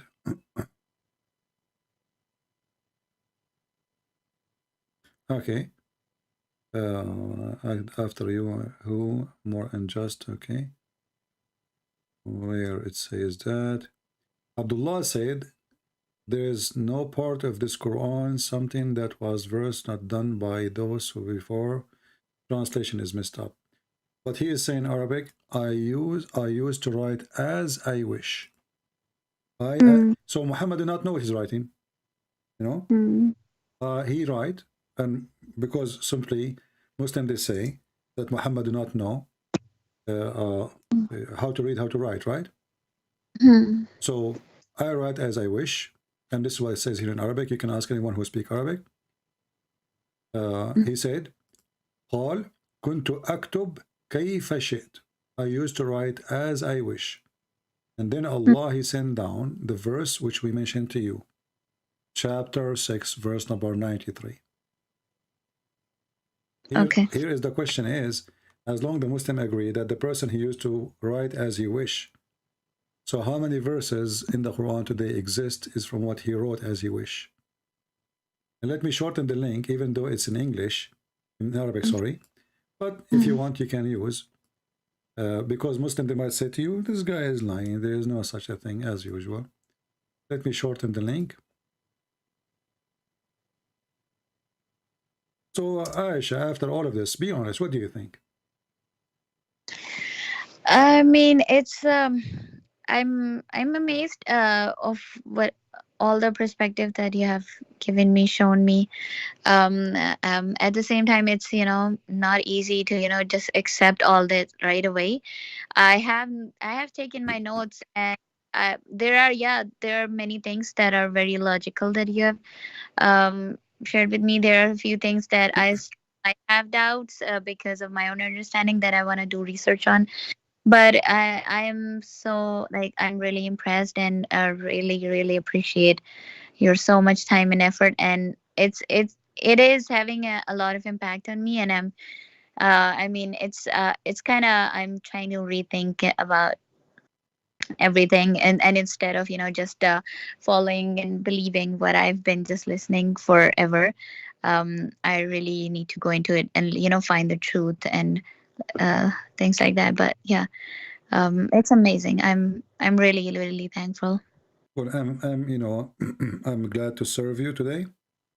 I'm Yeah. just doing what the Lord, he ordered me to do. And trust me, I never lied to you in anything. Actually, everything I said to you, it's in the front of you on the screen, correct? I did never mention one thing without proof and reference. Yeah. Go check them out one by one. And if you ever find me did lie to you about any of those things, please don't hesitate to call me again. Sure. I want you to get me busted, and I will go right now to Walmart to buy duct tape. Because there's a lot of leaks. Yeah, duct tape is not a method, really. I feel sorry for the Muslims who try to duct tape Muhammad. They try to fix him. The guy, he made everything wrong. The baby, how was it created? You don't remember which one he created first, the suns or the stars. I mean, everything is horrible. So how we can duct tape such an idiot? But I'm sure, I pray for you, that may the Lord open your eyes, show you the truth, and the truth will set you free. And as you see, we speak to you not based on hate. We don't hate Muslims. We will never hate them. We love them. For if we don't, we are no Christian no more. Yeah. And this is the difference between us and Muhammad. He followed the God of hate. He is a hatred person. We have the God who is love. And that's why when the man, he been ordered to love his wife, not to marry his wife, to love his wife, the same as the Christ, he loved the church. Here you notice, Aisha, that you have a special place in Christianity, that you are the same as the church. The man, he should love you, not just marry you, because anyone can marry anyone, but a man, he love only one person. And when one person is in the heart, there's no other person can go there. The person who say he love 4 wives, obviously he love none. Because of 1 woman is not enough, the second will not be enough, the third will not be enough, the fourth will not be enough, 4 will never have enough. 1 is enough. God, when he created Adam and Eve, he created Adam and Eve, not Eves. There's no need for Eves. A healthy family is father, wife, children's. Having many wives is not a healthy family. Children will hate each other. They will kill each other later, you know? Women, they will be fighting. As we show you, Muhammad himself, his wives are fighting. Yeah, of course it does. Healthy family is the family of Christ. Healthy children is the children who belong to Christ. Or they've been taught to respect their parents, but not only respect, they will respect the parents who respect themselves. A father who is not seeking other women just because he's bored from the first woman or because she got older. Women, she is not a car, we'll replace her when she got older. And if we want to do that, then we have to be fair. We should say, okay, well, as long as the man, he can replace the women, well, we should create equal rule that the woman, she can replace the man. He got old, bye-bye, I will find someone younger. But this religion is made by the man for the man. I remember once a Somalian woman, she left Islam after talking to me. She said, I'm leaving Islam, but not because of you, but because I discovered that this religion made by the man for the man. It's not made for the women. Thank you, Aisha, for calling, and I will be happy to hear from you very soon. Yeah, thanks so much. Thank you. And I will actually ask my friend how to reach out to you. You have my Skype already because now we are in joint call. I want to say thank you to your friend. I don't know him. I want to say thank you to him for inviting you. But now by the joint call, you will have my account of Skype there. You can save it. Okay, yeah, sure. Thank you. Thanks so much. Really appreciate it. And we ask all the Christians to pray to our friend Aisha, our sister Aisha, so the Lord will heal her heart.